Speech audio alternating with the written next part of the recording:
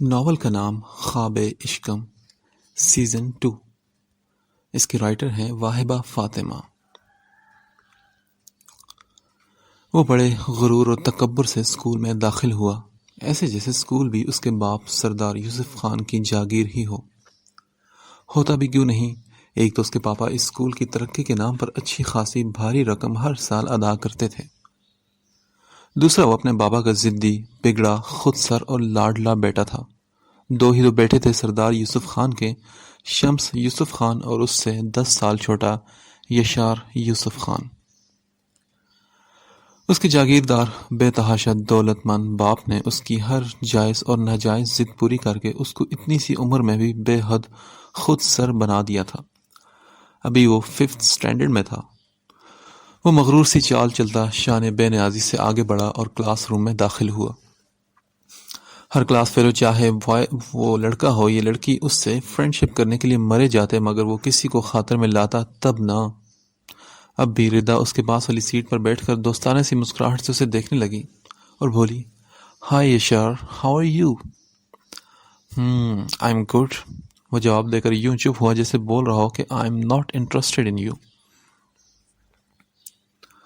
بابا، مجھے نئے اسکول میں ماہی کی کلاس میں بیٹھنا ہے۔ وہ عابد حسین کے سامنے روتی بسورتی پھر ضد کرنے لگی تو وہ بولے، زری میری پیاری، میری بیٹی، وہ تم سے ایک کلاس سینئر ہے نا، تو تم اپنی کلاس میں بیٹھنا۔ اور میری گڑیا تو اتنی اچھی بچی ہے، بابا کی بات مانتی ہے اور ماما کی بھی۔ نازیہ بیگم نے بھی اسے پچکارا تھا۔ اوکے ماما، میں تو اچھی بچی ہوں، تو میں اپنی کلاس میں جاؤں گی۔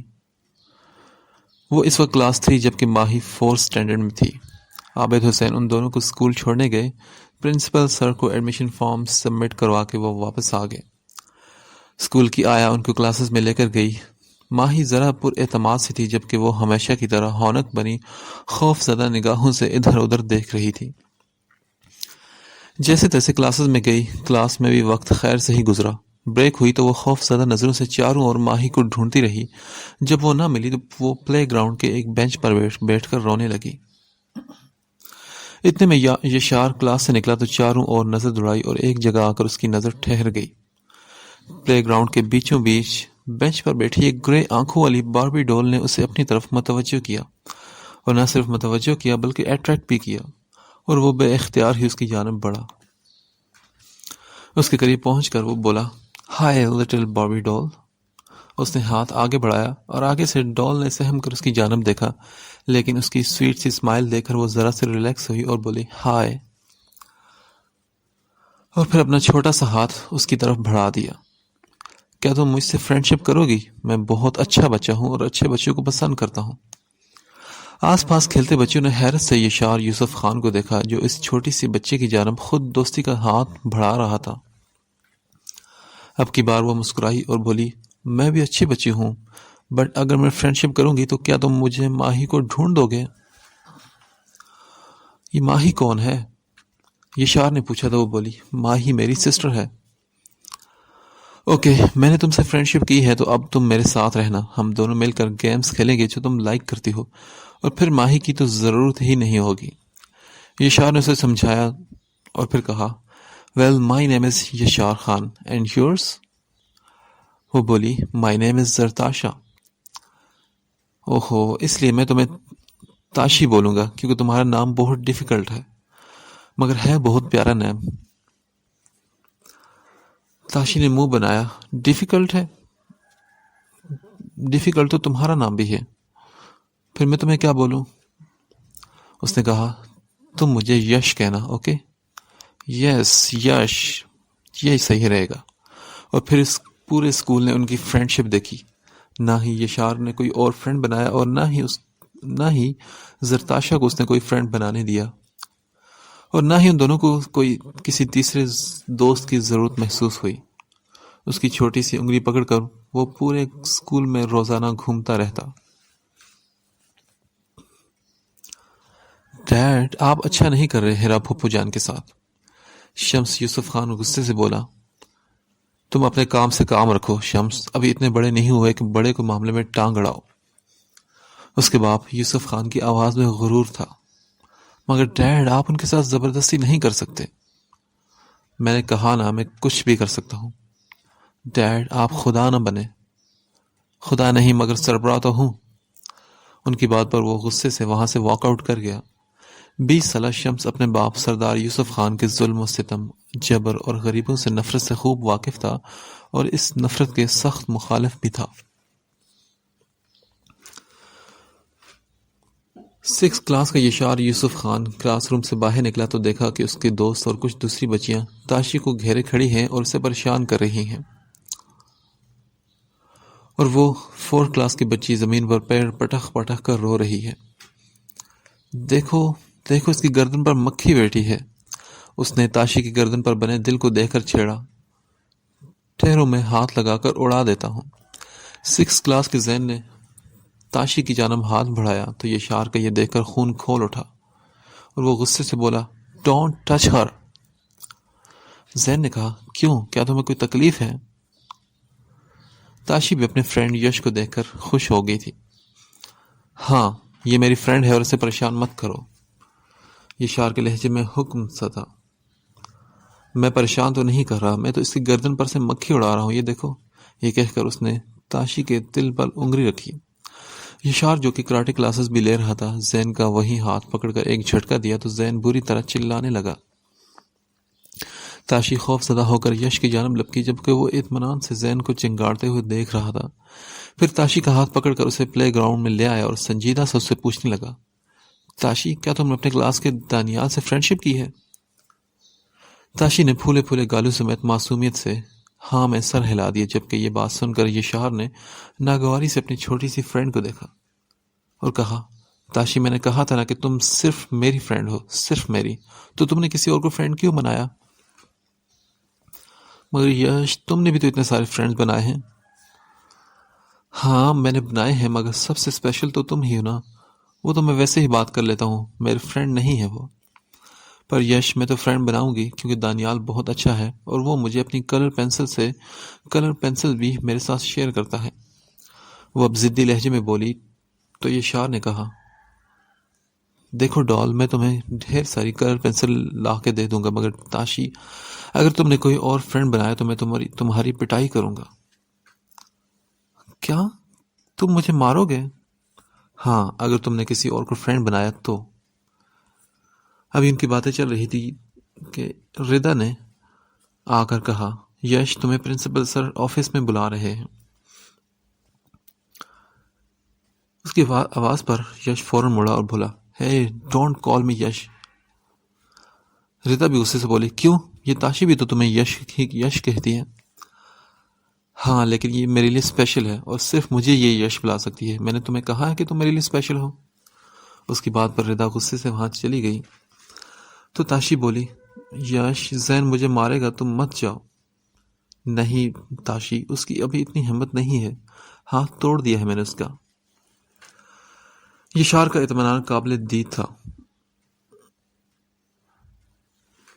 وہ اسے غور سے دیکھ رہا تھا اور اس کے پھڑپھڑاتے چھوٹے چھوٹے لبوں سے ٹوٹ ٹوٹ کر نکلتا اپنا نام سننا اسے دنیا کا سب سے اچھا منظر لگا کرتا تھا۔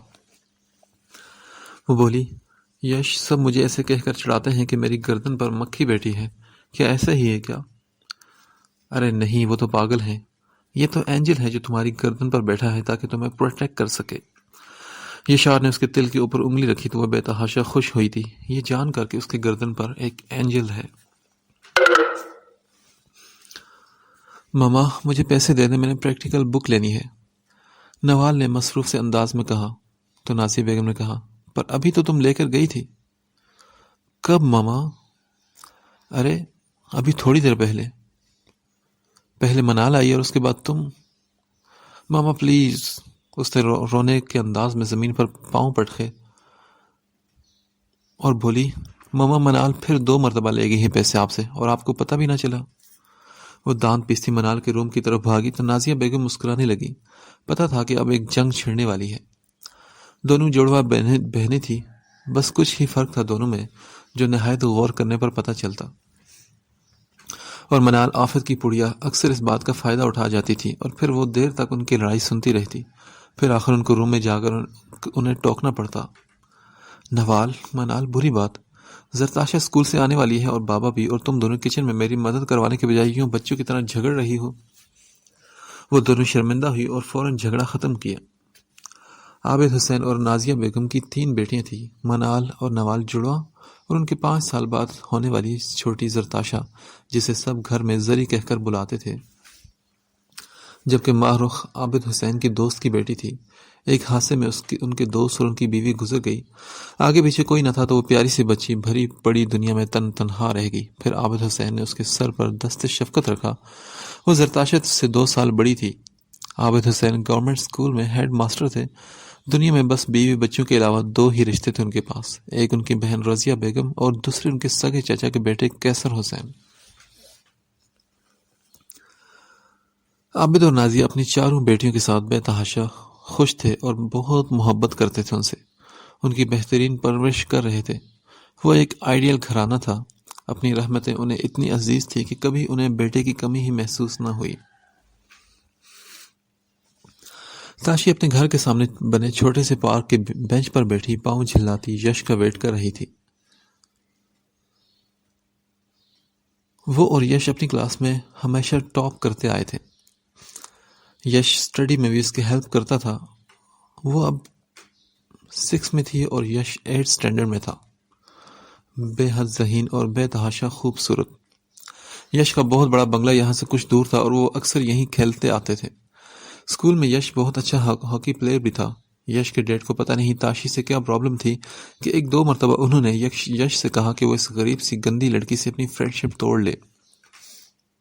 ان کی بات پر یش نے تو وہ ہنگامہ مچایا کہ پورا سردار مینشن ہلا کر رکھ دیا، اور اپنے ڈیڈ کے سامنے چیزیں ایسے پھینک پھینک کر ماری کہ بس، اور پھر دوبارہ انہوں نے کچھ کہنے کی غلطی نہیں کی تھی۔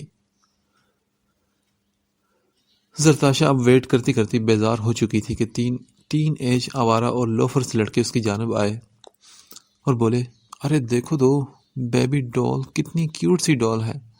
ان میں سے ایک انتہائی خباثت سے بولا، جتنی وہ خوبصورت تھی بالکل گڑیا جیسی، سونے پر سہاگا کے اس کی اپنی جانب کھینچتی گرے آنکھیں۔ اتنی سی عمر میں بھی اسے نظریں سمجھ آنے لگی تھی جو ہر وقت اس کی جانب لپکتی تھی۔ یش کے علاوہ سے اپنی اور اٹھتی ہر لڑکے کی نظریں گندی ہی لگتی تھیں۔ اب بھی ان لڑکوں کی نظروں سے گھن سی آئی تھی۔ دوسرا لڑکا بولا، ذرا دیکھوں تو ہاتھ لگا کر کہ یہ بیبی ہے یا سچ مچ ڈول ہے کوئی۔ پہلے تو وہ گھبرائی، لیکن ان کے پیچھے یش کو ہاتھ میں ہاکی لیے اپنی جانب آتا دیکھ کر اطمینان سے بینچ سے ٹیک لگا لی۔ ببل گم چباتی پاؤں جھلاتی آرام سے وہ بولی، چلے جاؤ تم لوگ یہاں سے، پریشان مت کرو مجھے ورنہ بہت برا ہوگا تم لوگوں کے ساتھ۔ پہلے تو لڑکے اس چھوٹی سی نازک سی بچی کے کانفیڈنس پر جی بھر کر حیران ہوئے اور پھر ہنس پڑے۔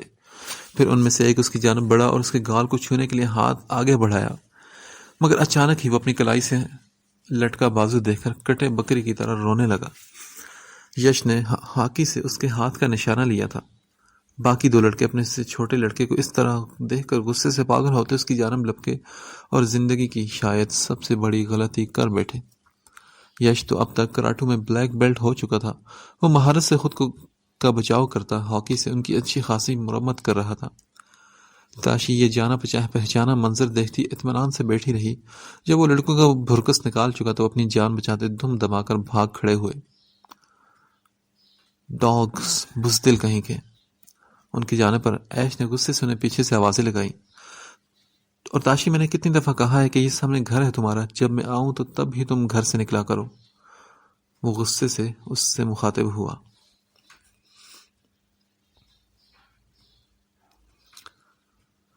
پھر کسی گستاخ نے تمہارا نام لیا، پھر کسی کے گال پر تمانچہ ہوا رسید۔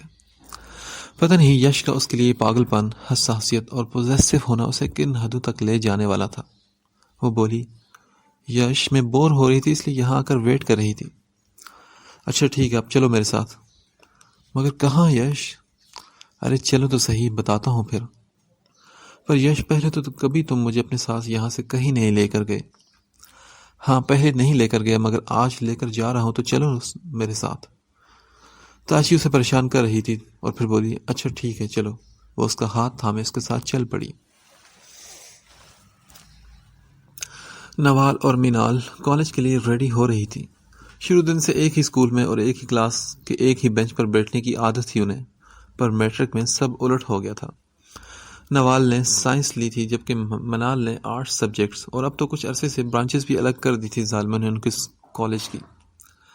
وہ گلی کے ایک موڑ پر آ کر اپنی اپنی منزل کی جانب چل پڑی جب نوال کو پھر اپنے اوپر کسی کی نظروں کی تپش محسوس ہوئی۔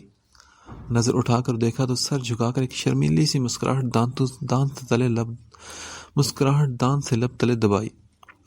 وہ تقریباً 24 سال کا لڑکا کئی عرصے سے اس کی راہوں میں آ رہا تھا۔ وہ کچھ نہ کہتا مگر نظریں اس کی بہت کچھ بولتی محسوس ہوتی۔ وہ شاید کوئی امیر زادہ تھا، بڑی بڑی گاڑیوں میں گھومتا اور آئے دن اس نے گاڑی بھی بدلی ہوتی، لیکن وہ شرافت کا مظاہرہ کر رہا تھا۔ اب تو کافی دن سے وہ بھی اس کے بارے میں لاشعوری طور پر سوچنے لگی تھی۔ وہ اپنے دھیان میں چل رہی تھی جب ایک مہربان سی آواز اسے سنائی دی۔ سنیے۔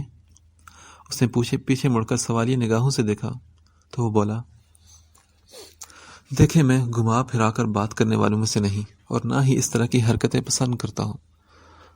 میں آپ سے ٹو دی پوائنٹ بات کرتا ہوں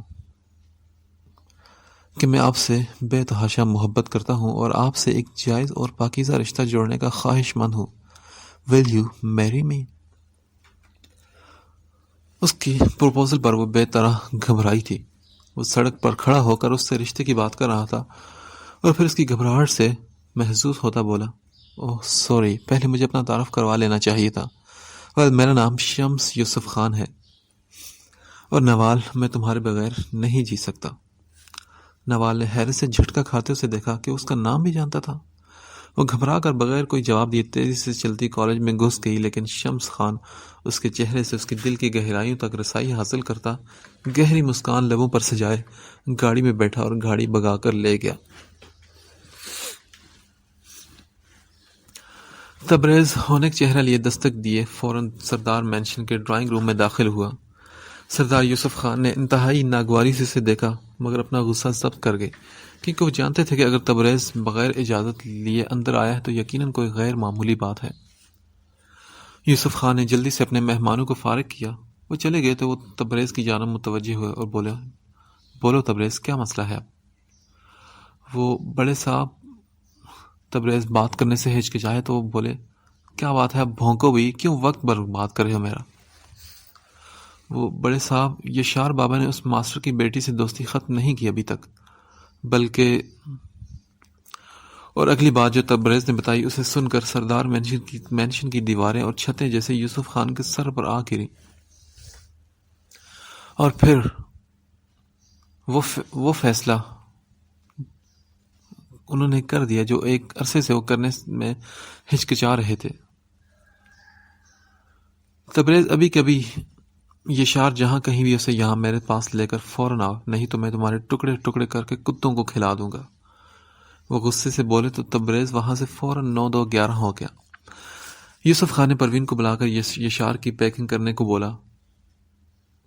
پھر یوسف خان نے اپنے مینیجر کو فون کیا اور کہا، یشار کے لندن جا کر پڑھائی کرنے کی تیاری تو مکمل ہو ہی گئی ہے، یوں کرو کہ آج ابھی اور اسی وقت اس کی ٹکٹ بھی بک کروا دو۔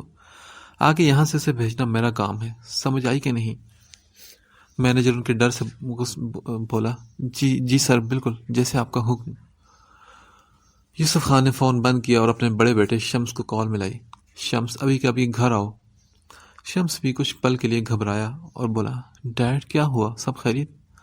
کچھ نہیں، بس یشار لندن جا رہا ہے پڑھائی کے لیے، آ کے اسے سمجھاؤ اور مل بھی لو۔ ان کا لہجہ سرسراتا لہجہ تھا۔ شمس ان کی بات سن کر چونک گیا اور فوراً گھر کے لیے روانہ ہوا۔ اتنے میں تبریز یشار کے ساتھ اندر داخل ہوا۔ وہ آنکھوں میں نمی، سرخ چہرہ اور لال آنکھیں لیے ایئرپورٹ کی چیئر پر بیٹھا شکایتی نظروں سے شمس کو گھور رہا تھا، اور شمس مسلسل اسے نظریں چرا رہا تھا۔ ینگ سی غیر شادی شدہ ان کی ہیرا پھوپھو بھی اس کے جانے کا سن کر بے چینی سے انگلیاں چٹخا رہی تھی۔ ان کی ماں کے بیماری میں گزر جانے کے بعد ہیرا نے ہی تو ان کی دیکھ بھال کی تھی۔ یشار بولا، شمس لالا، آپ لوگ میرے ساتھ ایسا کیسے کر سکتے ہیں؟ یشار، سمجھو ڈیڈ ابھی تمہاری وجہ سے بہت غصے میں ہے اور وہ کچھ بھی کر سکتے ہیں، اس لیے چپ چاپ ان کی بات مان لو۔ مگر لالا، مجھے تاشی سے ملنا ہے۔ یہ ناممکن ہے یش، فلائٹ کا وقت ہو چکا ہے۔ لیکن لالا اگر وہ کہیں کھو گئی تو؟ اس کی آنکھوں میں خوف، ڈر اور وحشت دیکھ کر شمس نرم پڑا اور بولا، میں نہیں کھونے دوں گا اسے۔ میرا وعدہ ہے کہ جب لوٹ کر آؤ گے تو میں تمہاری تاشی تمہارے پاس لے کر آؤں گا۔ یشار جب گھر آیا تو یوسف خان نے پورا سردار مینشن سر پر اٹھا رکھا تھا۔ پھر اس نے لاکھ کوشش کی، تل ملایا اور بغاوت کی، مگر تھا تو ایک ہی بچہ نا، اس کی ایک نہ چلی اور اب وہ کچھ دیر میں ہی تاشی سے دور اجنبی فضاؤں میں اپنے لالا کے وعدے کے سہارے جانے والا تھا۔ یوسف خان نے تو اسے اتنا بھی موقع نہیں دیا کہ وہ جا کر اپنی تاشی سے ملے اور اسے کہے کہ وہ جا رہا ہے صرف تاشی کے لیے لوٹ کر آنے کے لیے۔ وہ اس کے انتظار کرے، وہ لوٹے گا اور ضرور لوٹے گا۔ یوسف خان نے یشار کو بھیج کر پھر مینیجر کو فون ملایا اور کہا، ہاں جو میں نے کام بولا تھا وہ ہوا کہ نہیں؟ جی سر، وہ ایجوکیشن منسٹر سے بات کروا دوں گا آپ کی۔ نہیں، میرا بات کرنا ضروری نہیں، تم صرف انہیں کہنا کہ میں نے کہا ہے کہ اس ماسٹر کا تبادلہ یہاں لاہور سے دور پنجاب کے کسی دوسرے کونے میں کر دے۔ سردار مینشن پر اس ماسٹر کا سایہ بھی نہ پڑے۔ وہ حقارت سے بولے تو مینیجر نے کہا، جی جو حکم سر، ہو جائے گا اس کا تبادلہ۔ اور پھر اپنی فتح پر یوسف خان فرعون بنے مسکرائے تھے۔ اگلے ایک دو دن میں تاشی کو بے چینی سے یش کا انتظار کر کے آخر پتہ چلا کہ وہ اسکول کیا بلکہ ملک چھوڑ کر اپنی بیسٹ فرینڈ تاشی کو چھوڑ کر چلا گیا ہے۔ پھر وہ سہمی سی رہنے لگی تھی۔ خوف و دہشت کے سائے ہر وقت اس کے تعاقب میں رہتے۔ اب اس کا کوئی سائے کی طرح حفاظت کرنے والا بھی نہیں تھا، دوسروں کی گندی نظروں سے اپنی چوڑی پیٹھ پیچھے چھپانے والا کوئی نہیں تھا۔ اس کی موجودگی میں شیرنی بنی جو گھومتی تھی اب بے تحاشا سہمی ہرنی بنی کونوں خدروں میں چھپتی پھرتی تھی۔ جس سے بھی فرینڈ شپ کرنے کی کوشش کی اس نے بری طرح جھڑکتے اسے دھتکار دیا۔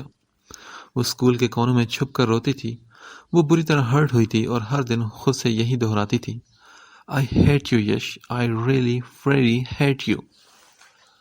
اور پھر قدرت نے اس کی یہ مشکل بھی حل کر دی تھی۔ اس نے یہاں سے اسکول میں اس کا مذاق اڑاتے بچوں سے دور چلے جانا تھا، بہت دور۔ عابد حسین جھکے سے کندھے اور ہاتھ میں ایک لفافہ لیے اپنے گھر میں داخل ہوئے۔ انہیں ایسا دیکھ کر سبھی پریشان ہوئے تو نازیہ بیگم نے بے چینی سے پوچھا، کیا بات ہے عابد، آپ اتنا پریشان کیوں ہیں؟ نازیہ بیگم، یہ میرا اتنی اچانک ٹرانسفر لیٹر آیا ہے سرگودا ڈویژن میں، کوئی جوہر آباد چھوٹا سا شہر ہے وہاں، مگر مجھے سمجھ نہیں آ رہا کہ اتنی اچانک اور اتنی جلدی یہ سب کیسے ہو گیا۔ نازیہ بیگم بھی پریشان ہوئی اور یہ سن کر نوال بے تحاشا چونکی تھی۔ نازیہ نے بہرحال اپنے شوہر کو تسلی دی اور کہا، پریشان مت ہو عابد، اللہ سب ٹھیک کر دے گا۔ اتنے میں ان کے فون کی بیل بجی، انہوں نے فون سنا تو چہرے پر رونق بحال ہوئی۔ فون رکھ کر نازیہ کو دبے دبے جوش سے بتایا، بیگم بورڈ سے فون تھا اور اللہ تعالی نے واقعی مشکل حل کر دی، وہاں ہمیں رہنے کے لیے گھر بھی دیا جائے گا۔ مجھے نہیں پتا یہ سب کیسے ہوا، بس اللہ مہربان ہے۔ اور پھر چند دنوں میں ہی ان کی تیاری مکمل ہوئی، بچیوں کے اسکول سے سرٹیفکیٹ وغیرہ لیے گئے اور یہاں سے وہ لوگ بہت دور چلے گئے۔ آخر وہ گئی کہاں؟ زمین کھا گئی کہ آسمان نگل گیا؟ شمس یوسف خان غصے سے دھاڑا تو اعظم کی جان پر بن گئی۔ وہ بولا، سر میم نے کالج چھوڑ دیا۔ میں نے گھر والوں کے بارے میں جاننے کی کوشش کی لیکن کالج میں کوئی ریکارڈ ہی موجود نہیں، پتہ نہیں کیسے۔ کیا مطلب پتہ نہیں؟ میں ہیرا پھوپھو کی وجہ سے پریشان ہوں کہ ڈیڈ نے زبردستی ان کی شادی خاندان کے ایک بھڈے سے کرنے پر وہ تلے ہوئے ہیں، اتنی مشکل سے روکا ہوا ہے اور اتنی مشکل سے پھوپھو کو بچایا ہے، اوپر سے تم مجھے یہ خبر سنا رہے ہو۔ ڈھونڈو اسے اعظم، ورنہ آگ لگا دوں گا پورے شہر کو۔ جی سر، یہ کہہ کر اعظم وہاں سے فوراً رفو چکر ہو گیا۔ اف نوال، کہاں ڈھونڈو تمہیں یار، کہاں چلی گئی ہو؟ اسے اپنی فاش غلطی پر جی بھر کر غصہ آ رہا تھا کہ اس کا کوئی اتا پتہ ہی لے لیتا، اسے اپنا فون نمبر ہی دے دیتا۔ یشار کے جانے کے بعد ہیرا میں وہ ایسا الجھا تھا کہ اپنی محبت کو ہی گم کر بیٹھا تھا۔ وہ 24 سال کا ہی میچورٹی کی کئی منزلیں طے کر گیا تھا۔ ہیرا خاندان سے آنے والے رشتے کے انتظار میں 30 سال کی ہو چکی تھی اور اب اس کی شادی ہونے والی تھی بھی تو 55 سالہ ایک بڈھے سے۔ حالانکہ وہ یہ بھی جانتا تھا کہ ہیرا اپنی یونیورسٹی فیلو کیسر حسن کو پسند کرتی ہے۔ وہ اپنی ماں کی جگہ ان کا خیال رکھنے والی ہیرا پھوپھو کے لیے اپنے باپ سے لڑ چکا تھا اور نکاح سے پچھلے دن راتوں رات اس نے ہیرا کو سردار مینشن سے غائب کروا دیا تھا۔ یوسف خان نے بہت واویلا مچایا۔ وہ جانتے تھے کہ اتنی جرت صرف اور صرف شمس خان کی ہو سکتی ہے۔ وہ بہت غصہ ہوا اس پر، مگر وہ ٹس سے مس نہ ہوا۔ اس نے نہیں بتایا تھا اور نہ ہی بتانا تھا، اور اس کا باپ ہیرا تک بھی پہنچ نہ سکا تھا۔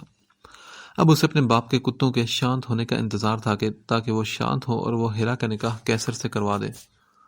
اس پر بھی نظر رکھی جا رہی تھی۔ اسے معلوم تھا کہ ہیرا کی طرف سے شانت ہوا تو نوال کی یاد آئی، پر اتنی دیر میں محبت اس کے ہاتھ سے سوکھی ریت کی طرح پھسل گئی تھی۔ نازیہ بیگم اور ان کی بیٹی نے بڑی خوبصورتی سے اس چھوٹے سے گھر کو چند دنوں میں ہی سجا لیا تھا۔ منال اور نوال نے اپنی ماں کا پورا ساتھ دیا۔ زری اور ماہی بھی چھوٹے چھوٹے ہاتھوں سے کام کرتی پھر رہی تھی۔ نوال کے دل میں ایک کسک اور بے چینی سی تھی۔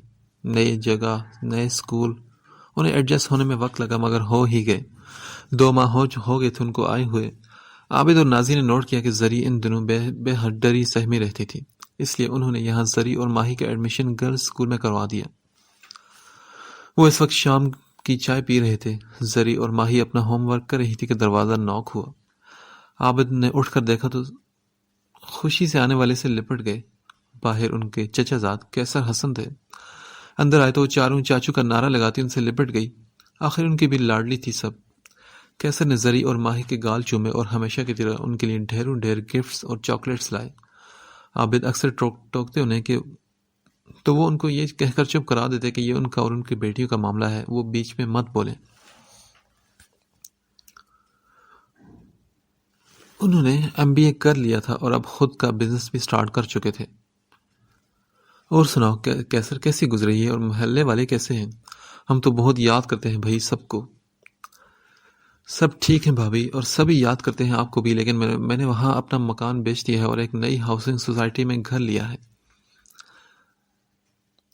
آپ کا بھی بکنے ہی والا ہے، پھر میں آپ کا مکان بھی اپنے گھر کے بالکل قریب ایک ہی گلی میں مکان لوں گا، تاکہ جب بھی بھائی صاحب کا دوبارہ ادھر ٹرانسفر ہو تو آپ لوگ ہمارے قریب رہ سکیں۔ ہمارے کیسے؟ کیا مطلب؟ مطلب یہی بھائی کہ میں شادی کر رہا ہوں، اس لیے آپ سب کو لینے آیا ہوں۔ لڑکی کا نام ہیرا ہے اور دنیا میں کوئی نہیں اس کے سوائے 2 بھتیجوں کے۔ بس سادگی سے نکاح ہوگا، لیکن نکاح کے بعد بھی بھابھی اور میری بھتیجی اپنی چاچی کے ساتھ مل کر یہ کام بھی سر انجام دیں گی۔ انہوں نے چم چم کرتے ان کے گھر کی جانب دیکھتے ہوئے کہا۔ تو وہ بولی، کیا سچ چاچو؟ ہماری ہونے والی چاچی کیسی ہے؟ ہمیں کوئی پکچر تو دکھائیں۔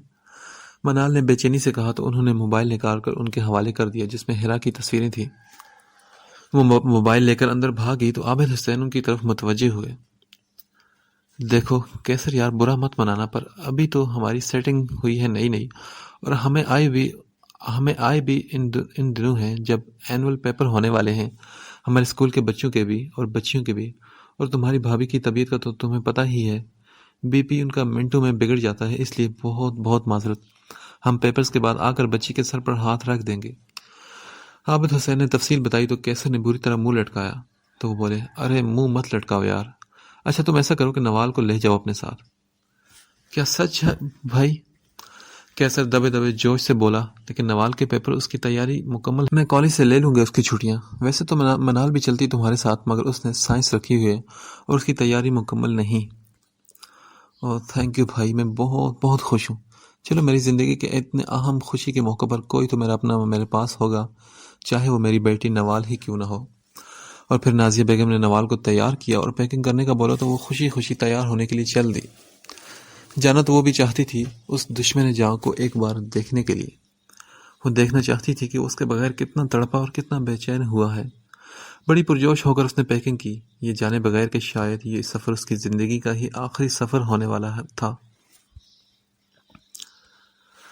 یشار اپنا سارا غم و غصہ یہاں نکال رہا تھا۔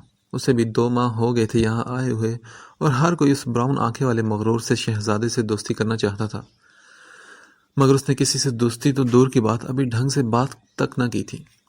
ابھی بھی وہ دندناتا ہوا لندن کے سب سے بڑے اسکول سے باہر نکلنے کو تھا۔ پلے گراؤنڈ کے ایک طرف لگے ڈھیر سارے درختوں کے پیچھے سے اسے دبی دبی سسکیاں سنائی دی۔ نہ چاہتے بھی اس طرف چلا گیا جہاں سے آوازیں آ رہی تھی۔ آگے بڑھا تو دیکھا کہ اس کا ہم عمر کلاس فیلو اپنے رونے کی شدت اور سسکیاں دبانے میں بے حال ہو رہا تھا۔ وہ ماتھے پر بل ڈال اس کے قریب گیا۔ یشار کو پتا تھا کہ وہ پاکستانی ہے. وہ اس سے بولا, ہے سنو, مرد ایسے لڑکی کی طرح نہیں روتے. سامنے والے نے ایک جھٹکے سے سر اٹھا کر اسے دیکھا اور بولا, جب آپ کے اپنے بہت پیارے آپ کی آنکھوں کے سامنے آپ سے دور ہو جائیں تو مرد کیا دوسری دنیا سے یہاں آئے ہیں جنہیں تکلیف اور درد نہیں ہوتا؟ سامنے والا بھی بھرا بیٹھا تھا. وہ یشار پر الٹ پڑا اور بولا, میری ماں کے بعد میرے بابا کی بھی ڈیتھ ہو گئی ہے اور اس دنیا میں اب میں اکیلا رہ گیا ہوں. اس کی بات پر یشار نے ایک ٹھنڈی سانس بھری اور اس کے پاس بینچ پر بیٹھ گیا اور بولا, آئی ایم سوری, پر میں نے بھی اپنی جینے کی وجہ کو ہی کھو دیا ہے. میں تو نہیں رویا. یشار نے بے دردی سے لب کچل کر کہا اور بینچ پر ٹیک لگا کر آنکھیں بند کر لی. وہ لڑکا بولا, تم بھی رو لو تو اچھا ہے, نہیں تو گھٹ گھٹ کر مر جاؤ گے. یہ درد جو آنکھوں سے نہیں بہتا سینے کا ناسور بن کر اندر ہر چیز کو تہس نہس کر دیتا ہے. کرنے دو تہس نہس, بننے دو ناسور, تاکہ جب میں واپس جاؤں تو اگر وہ مجھے نہ ملی تو اپنے ساتھ ہر چیز تہس نہس کر دوں گا. وہ سیدھا ہو کر غصے سے بولا. آنکھیں کھولی تو ان سے شعلے لپک کر باہر آ رہے تھے. سامنے والے نے بھی اپنا رونا دھونا بھول کر ایک جھرجھری سی لی. پھر یشار بولا, میری لائف میں چند گنے چنے لوگ ہیں جنہیں میں اپنے قریب آنے دیتا ہوں. ان میں تم بھی شامل ہو سکتے ہو. کیا تم مجھ سے فرینڈ شپ کرو گے؟ میں یشار یوسف خان ہوں. یہ کہتے اس نے اپنا ہاتھ آگے بڑھایا اور اتنی دیر میں سامنے والا پہلی بار بھیگی آنکھوں سمیت مسکرایا. اس نے اس مغرور سے شہزادے کو دیکھا جس سے فرینڈ شپ کرنے کو یہاں ہر کوئی مرا جا رہا تھا اور وہ یہ آفر اسے کر رہا تھا. اس نے جلدی سے یشار کا ہاتھ تھاما اور بولا, میں رزم علی ہوں اور سب مجھے رزم کہتے ہیں. ٹھیک ہے, تو میں تمہیں علی کہوں گا کیونکہ میں وہ نہیں کرتا جو سب کرتے ہیں. ویل, ٹھیک رہے گا. علی مسکرا کر کہتا کھڑا ہوا اور اس کے ہم قدم ہو کر اسکول سے نکلتا چلا گیا. پھپھو, یہ کیسر کہاں ہیں؟ میں تیاری مکمل کروا چکا ہوں لیکن وہ کہیں دکھائی نہیں دے رہے. شمس نے گھر میں ادھر ادھر دیکھتے ہوئے کہا. گھر کیا تھا؟ 2 پورشن پر بنی انتہائی خوبصورت کوٹھی تھی اور سامنے ہی بڑا سا لان تھا. یہ سب کچھ کیسر کی محنت کا پھل تھا. کچھ اپنے پیروں پر کھڑا ہونے, بزنس کرنے اور کچھ ہیرا کے انتظار کے چکروں میں 32 سال کے ہو چکے تھے وہ, اور اب کہیں جا کر امید بر آئی تھی. شمس نے شروع دن سے ہیرا کو یہیں رکھا تھا, جبکہ ابھی کیسر اپنے پرانے گھر میں ہی رہ رہے تھے, اس لیے اس کے باپ کے آدمی ہیرا کو ڈھونڈ نہیں پائے. شمس کے اپنے بھی فارم ہاؤس تھے, پر اس نے یہ غلطی نہیں کی تھی کہ ہیرا کو وہاں رکھے. وہ اپنے بھائی کی فیملی کو لینے گئے ہیں, فنکشن میں شرکت کرنے کے لیے.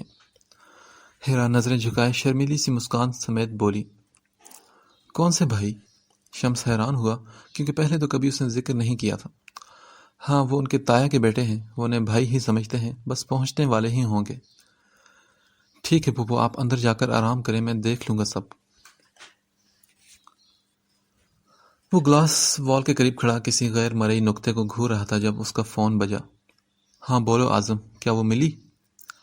نہیں سر, پتہ نہیں کس کا کیا دھرا ہے کہ کہیں کوئی ریکارڈ ہی موجود نہیں.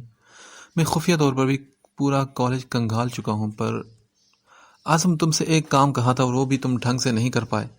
کہا تھا اس پر نظر رکھنا, جتنے دن میں مصروف ہوں اس کی حفاظت کرنا کہ اسے کوئی تکلیف نہ ہو, اسے کوئی تکلیف نہ پہنچے. اور اب تم مجھے یہ سب کہانیاں سنا رہے ہو. پتہ نہیں اس کی اور اس کی فیملی کے ساتھ کیا ہوا ہوگا. شمس پھر غصے سے بے قابو ہو کر دھڑا اور اعظم کی ناکامی کا سن کر موبائل فون دیوار پر دے مارا. اگر اعظم ناکام ہوا تھا تو یقیناً یہ تشویشناک بات تھی, کیونکہ اعظم اس کا وفادار وہ بندہ تھا جسے پھولوں کے ڈھیر میں سے سوئی ڈھونڈنے کا بولا جاتا تو وہ بھی ڈھونڈ لاتا, اور یقینی طور پر اس نے پورا شہر چھان لیا ہوگا.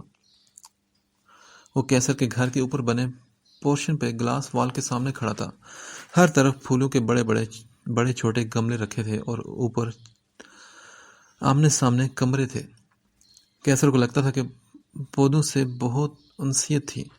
وہ غصے میں جھنجھنا رہا تھا کہ تبھی گیٹ کھلا اور کیسر کی گاڑی اندر داخل ہوئی. کیسر مہربان سی مسکراہٹ لیے گاڑی سے باہر آئے اور دوسری جانب سے حجاب اوڑھے ایک لڑکی گاڑی سے باہر نکلی. شمس کو حیرت ہوئی. نوال اس کے اعصاب پر اس قدر سوار تھی کہ اسے کیسر کے ساتھ ہینڈ بیگ اٹھائے بلیک ڈریس میں چاندی کی طرح چمکتی اس لڑکی میں بھی نوال نظر آ رہی تھی. وہ بے چین سا ہو کر نیچے آیا. کیسر نوال کو ساتھ لیے لاؤنج میں داخل ہوئے کہ سامنے سے شمس سیڑھیاں تیزی سے نیچے اترتا دکھائی دیا.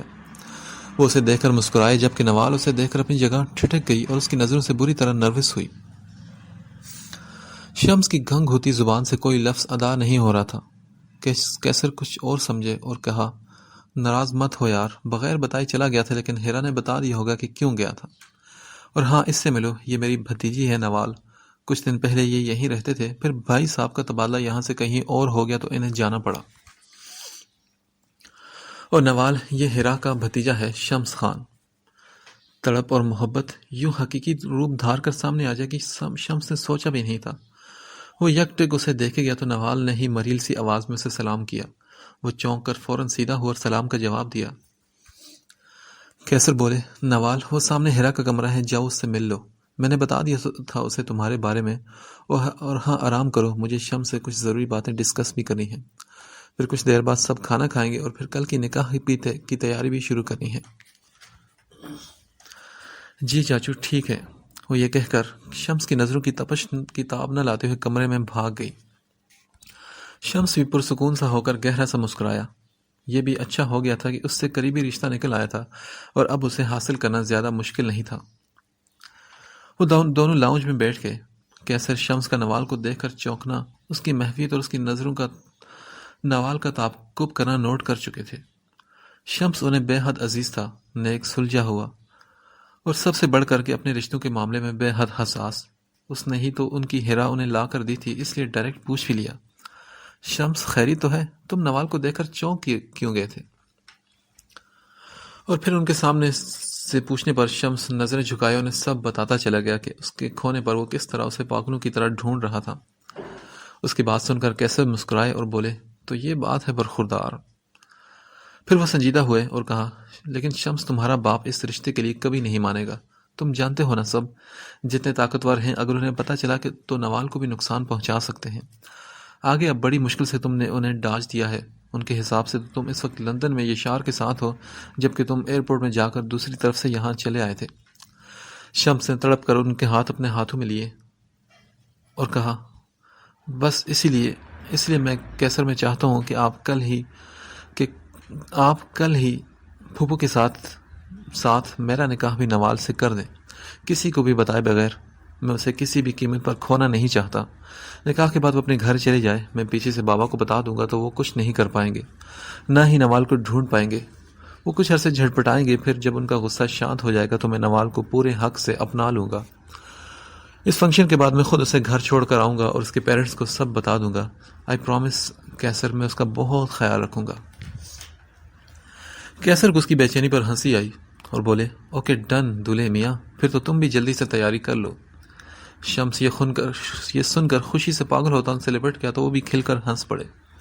اور پھر شام کا کھانا لگا تو وہ سب آمنے سامنے ڈائننگ ٹیبل پر بیٹھے تھے۔ شمس بے شرموں کی طرح بار بار دہکتی نظروں سے اسے دیکھتا رہا تو وہ پہلو بدلتی رہی اور کیسر اور ہیرا نیچے منہ کیے ہنسی دباتے رہے۔ کیسر نے ہیرا کو بھی بتا دیا تھا اس کے بارے میں۔ پھر کیسر نے گلا کھنکار کر شمس کو وارننگ دی کہ ان کی بھتیجی کو پریشان کرنا بند کرو، تو وہ بھی شرارتی سی ہنسی ہنس دیا۔ نوال سہمے ہوئے کھانا کھاتی رہی اور پھر جلدی سے اندر بھاگ گئی تو ہیرا نے اسے ایک دھموکا جڑا اور پھر کیسر اور ہیرا نے نوال کو سب بتا دیا۔ شمس کے بابا کے بارے میں اس کو اچھی طرح سمجھایا تو وہ راضی ہو گئی، کیونکہ یہ سب کرنے کو اس کے عزیز از جان چاچو نے اسے کہا تھا۔ اگلا دن بہت روشن اور ان کے لیے بے شمار خوشیاں لیے طلوع ہوا تھا۔ سبھی لاؤنج میں تھے اور ہیرا مکمل دلہن کے روپ میں اور نوال پارٹی ڈریس کے اوپر کامدار دوپٹہ اوڑھے تیار ہوئی ایک صوفے پر دونوں شرمائی ہوئی بیٹھی تھی۔ وہ دونوں بھی سامنے گہری مسکراہٹیں لبوں پر سجائے بیٹھے تھے۔ کیسر کے کچھ دوست اور شمس کے دوست اور مولوی صاحب نکاح کے لیے موجود تھے۔ ایجاب و قبول کا مرحلہ طے ہوا تو ہر طرف مبارکباد کی صدائیں گونج اٹھی۔ سبھی بے حد خوش تھے۔ شمس تو ہواؤں میں اڑ رہا تھا، اپنی زندگی میں آنے والے طوفانوں سے بے خبر، جو اس کا سب کچھ تباہ و برباد کر کے اپنے ساتھ لے جانے والی تھی۔ اس کی زندگی کے خوبصورت ترین یہ چند دن کیسے پر لگا کر اڑ گئے اسے پتہ ہی نہ چلا۔ چاہے جانے اور پھر اس چاہت کو پا لینے کی خوشی میں ہر وقت کرنوں کی طرح پھوٹ رہی تھی۔ اگلے 4-5 دنوں میں اس نے ہیرا چچی کے ساتھ مل کر گھر کی سیٹنگ کروائی۔ شمس بھی ان کی مدد کرتا رہا اور مدد کم کرتا ان کے اوسان زیادہ خطا کرتا۔ آتے جاتے کانوں میں زو مانی جملے، اس کی وارفتگی، نظروں کی تپش نوال کی ننھی سی جان پر بنائے رکھتی۔ کیسر نے اسے کسی کو بھی بتانے سے منع کیا تھا کیونکہ وہ خود جا کر عابد کو تمام حقیقت بتانے والے تھے، مگر منال کسی نہیں تھی، وہ تو اس کے وجود کا حصہ تھی اور اس نے منال کو سب بتا دیا تھا۔ اسے پتا تھا کہ منال کسی کو نہیں بتائے گی۔ پہلے تو وہ اس پر بھڑکی، اتنا زور سے چلائی کہ پاس بیٹھی زری بھی ڈر گئی۔ پھر منال نے زری کو پیار سے پچکار کر دوسرے کمرے میں بھیج دیا اور پھر غصہ کرنے لگی، مگر اس کی پوری بات بتا دینے پر شانت ہو گئی۔ مگر جب اس نے بتایا کہ شمس کے بابا کی وجہ سے اس کی جان کو خطرہ ہو سکتا ہے تو وہ پھر بے چین ہو گئی۔ نوال نے اپنی بہن منال کو نکاح کی پکس بھی سینڈ کی تھی۔ رات کے 1 بجے اسے نیند نہیں آ رہی تھی بلکہ گھبراہٹ ہو رہی تھی۔ وہ اوپر والے پورشن میں گلاس وال کے قریب کھڑی تھی اور شمس کی باتیں یاد کر کے مسکرا رہی تھی جب کسی نے اس کے کان میں سرگوشی کی۔ کیا مجھے یاد کر رہی ہو؟ وہ خوف سے زد پڑتی بوکھلا کر پیچھے مڑی۔ گرنے ہی والی تھی کہ کسی کے مضبوط ہاتھوں نے اسے اپنے حصار میں لیتے ہوئے گملے پر گرنے سے بچا لیا۔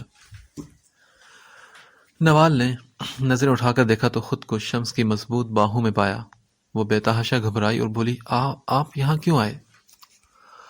میں یہاں اپنی زندگی، اپنی جان کی یہاں موجودگی محسوس کرنے۔ اس کے جواب پر وہ سر نہ اٹھا سکی۔ تو وہ بولا، مجھے چھوڑ کر کیوں گئی نوال تم؟ شمس نے اسے اپنی جانب کھینچا تو وہ نازک گڑیا کی طرح اس کے سینے سے آ لگی۔ اسے اپنے بازو میں اٹھایا اور کمرے میں لا کر نیچے اتارا، پر اس کی کمر شمس کے چٹانی حصار میں ہی تھی۔ شمس کی جسارتوں اور اتنی قربت سے نوال کے تو اوسان ہی خطا ہو رہے تھے۔ تم نے بتایا بھی نہیں نوال کہ تم جا رہی ہو، کیا ایسا کرتے ہیں؟ میں کیسے بتاتی، آپ آئے ہی نہیں۔ اس کی بات سن کر شمس کی مسکراہٹ گہری ہوئی اور بولا، یعنی تم میرا انتظار کرتی رہی ہو، ہے نا؟ وہ اس کے چہرے کے اور قریب ہوا کہ اس کی سانسیں نوال کو اپنے لبوں پر محسوس ہو رہی تھی۔ پھر وہ بے خود سا ہو کر اس کی گردن پر جھکا اور اپنے پیار کی پہلی مہر ثبت کی۔ پلیز چھوڑے مجھے، کوئی آ جائے گا۔ آنے دو، میں نہیں ڈرتا کسی سے، ویسے بھی اپنی بیوی سے رومانس کر رہا ہوں۔ گہری رات، تنہائی، باہوں میں من چاہا ساتھی جس پر تمام حق حاصل ہوں۔ شمس تو بہک چلا تھا۔ وہ اس کی گردن پر جھکا اور خود کو سیراب کرنے لگا۔ شمس پلیز چھوڑے مجھے۔ نہیں، بالکل نہیں نوال، تم تو چلی گئی اور پتہ ہے میں کتنا تڑپا ہوں۔ اب اس تڑپ کا حساب دو۔ یہ کہہ کر شمس نے اسے بیڈ پر لٹایا۔ اس سے پہلے کہ اٹھتی وہ خود اس پر جھک گیا اور بولا، نوال مجھے اتنے قریب آنے دو کہ پھر تمہارے دور جانے کا ڈر نہ ہو۔ اس کے جذبات سے بوجھل لہجے میں اتنی گہرائی تھی کہ نوال کی روح کانپ گئی۔ اس سے پہلے کہ وہ کچھ کہتی، شمس نے اپنے لبوں سے اس کے نازک لب قید کر لیے۔ نوال تڑپی مچھلی پر شمس کی گرفت مضبوط تھی۔ اس کی کوئی مزاحمت کام نہیں آ رہی تھی۔ کافی دیر بعد جب شمس نے اسے آزاد کیا تو وہ آنکھوں میں آنسو لیے بول پڑی، پلیز شمس، ایسا نہیں کریں، یہ غلط ہے۔ شمس کو اس کی آنکھوں میں آنسو دیکھ کر دکھ ہوا، لیکن یوں ہی اس کو ریلیکس کرنے کو بولا، خیر غلط تو کچھ بھی نہیں تھا، پر میں اپنی جان کے ایک بھی آنسو کا سبب نہیں بننا چاہتا۔ پھر شمس نے اسے سیدھا کیا اور خود بھی اس کے ساتھ لیٹ کر اسے سینے سے لگایا۔ وہ پھر سے مچنے لگی تو شمس نے غصے سے کہا، کچھ نہیں کروں گا، آرام سے لیٹو، سو جاؤ۔ کیسر نے کہا ہے کہ تم چھوڑ کر آنا ہے صبح، چلی جاؤ گے مجھے تڑپا کر، تو آج ساری رات ایسے ہی میری باہوں میں سونا پڑے گا۔ وہ پھر سے کچھ بولنے لگی تو شمس نے اسے ڈانٹا، چپ، بالکل چپ، نہیں تو پہلے کی طرح خاموش کروا لوں گا۔ اس کے یہ کہنے پر نوال نے اپنی عافیت اسی میں جانی کہ چپ چاپ اس کے سینے میں منہ دے کر لیٹ گئی۔ تبریز کی خبر سن کر سردار یوسف خان اپنے ڈرائنگ روم میں غصے کی انتہا میں پھنکارتے ہوئے ایسے ادھر ادھر چکر لگا رہے تھے جیسے کسی نے ان کی دم پر پاؤں رکھ دیا ہو۔ تبریز انہیں آگ بگولا بنے دیکھ رہا تھا کہ اگلا حکم کیا جاری ہوگا جن سے وہ دوسروں کی خوشیاں بھسم کر دیا کرتے تھے۔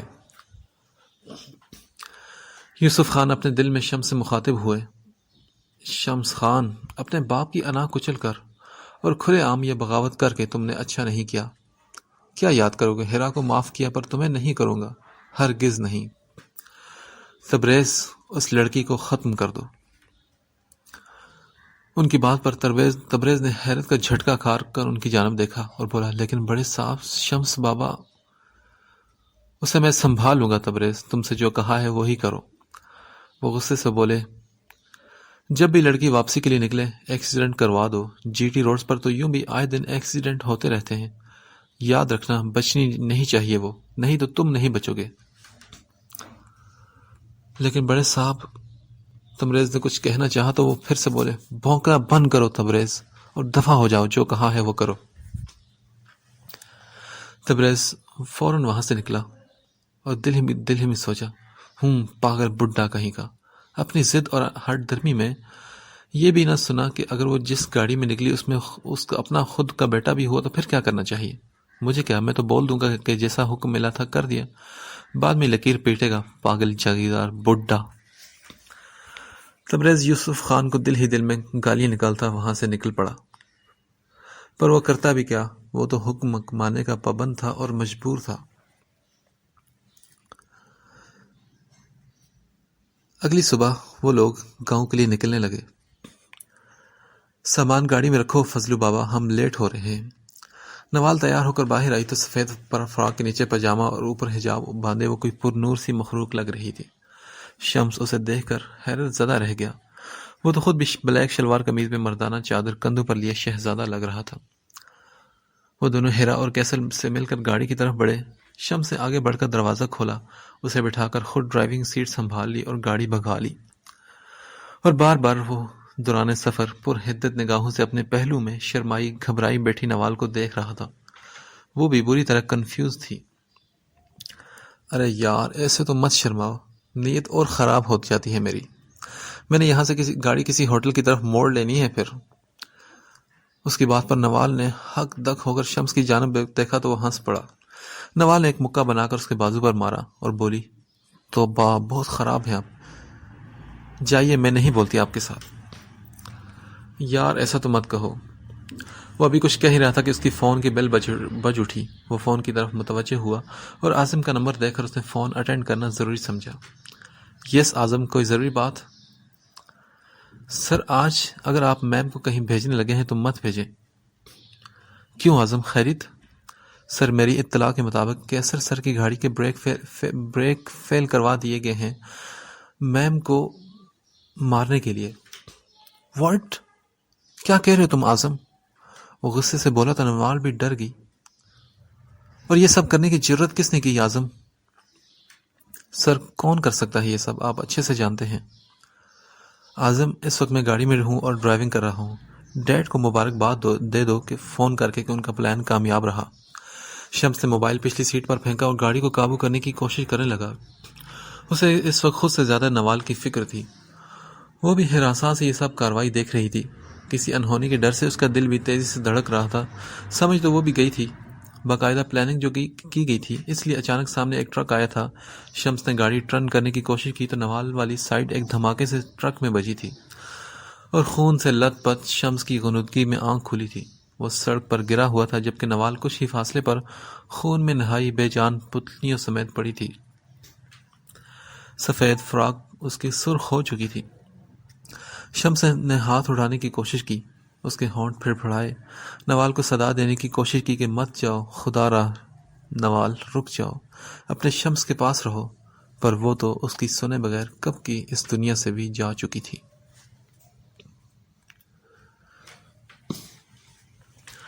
کفن میں لپٹے نوال کے پر نور چہرے پر جھکی منال کو یوں لگ رہا تھا جیسے وہ خود کفن اوڑھ کر لیٹ گئی ہے، جیسے نوال کا نہیں اس کا اپنا وجود ایکسیڈنٹ سے ادھڑ گیا ہے. اس کے والد عابد بیگم سے نڈھال تھے.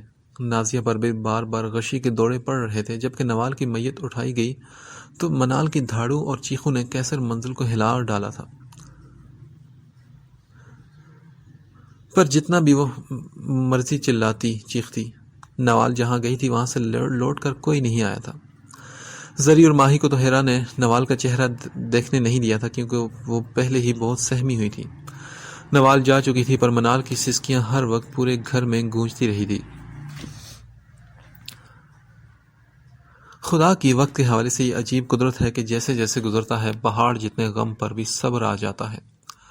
اگلے چند دنوں میں سب ہی سنبھل گئے تھے. منال کیسر چاچو کی جانب سے سوالیہ نظروں سے دیکھتی رہی پر انہوں نے اپنے ہونٹوں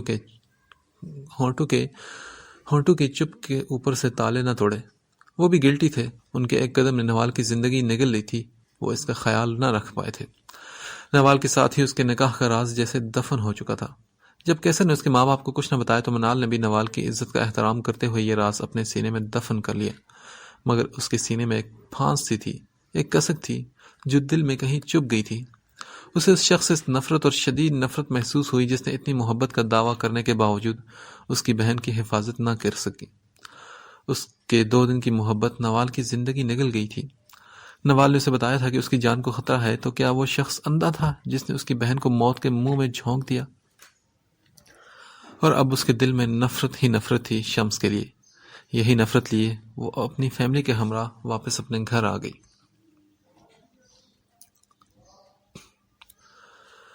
بخت کے تخت سے یک لخت اتارا ہوا شخص، تو نے دیکھا ہے کبھی جیت کے ہارا ہوا شخص؟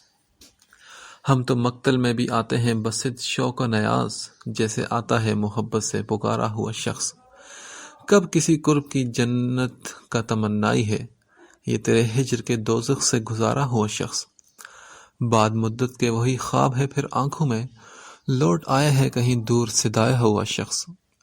اب اندھیرے ہیں کہ لیتے ہیں بلائیں اس کی، روشنی بانٹ گیا دیپ پہ وارا ہوا شخص۔ موت کے جبر میں ڈھونڈی ہیں پناہیں اس نے، زندگی یہ ہے تیرے لطف کا مارا ہوا شخص۔ جب بھی حالات کی چھلنی سے گزارا خود کو، ہاتھ آیا میرے مجھ سے نتھارا ہوا شخص۔ پورے 1 ماہ بعد ہسپتال کے سر سے کمرے میں پٹیوں سے لپٹا وہ اپنے سے ہارا شخص کومے سے باہر آتا نیم غنودگی کی حالت میں رو رہا تھا۔ آنسو کتار در کتار تکیے میں جذب ہو رہے تھے۔ اس کے پاس ہی اعظم بیٹھا تھا، حالانکہ جانتا تھا کہ اپنی زندگی، اپنی محبت کو اپنی آنکھوں کے سامنے مردہ دیکھ چکا ہے، پر پھر بھی ایک امید سے اس کے لب پھڑپھڑائے۔ اعظم اس کے قریب آیا تو وہ کرب کی انتہاؤں پر پہنچ کر پکارا، اعظم، نوال۔ اعظم نے یہ سنتے ہی نظریں چرا لی تو اس کی موہوم سی امید بھی دم توڑ گئی، کیونکہ اعظم کبھی بھی نظریں نہیں چراتا تھا۔ وہ پھوٹ پھوٹ کر تڑپ تڑپ کر رو پڑا تھا۔ نوال کی قبر کے قریب 2 زانو بیٹھا ہوا بے تحاشا رو رہا تھا اور کہہ رہا تھا کہ نوال، میری نوال، پلیز واپس آ جاؤ، دیکھو تو تمہارا شمس تمہارے بغیر کیسے تڑپ رہا ہے۔ وہ ماہی بے آپ کی طرح تڑپ رہا تھا۔ اعظم اس کے ساتھ تھا۔ اسی نے ایکسیڈنٹ کی جگہ پر پہنچ کر فوری طور پر شمس کی جان تو بچا لی تھی، پر اپنی میم کو مردہ پایا تھا۔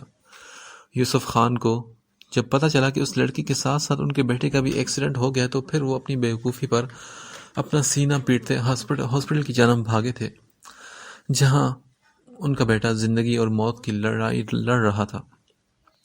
پھر جب وہ خطرے سے باہر ہوا تو کومے میں چلا گیا، اور ہوش میں آیا تو باپ کی شکل تک دیکھنے سے انکار کر دیا۔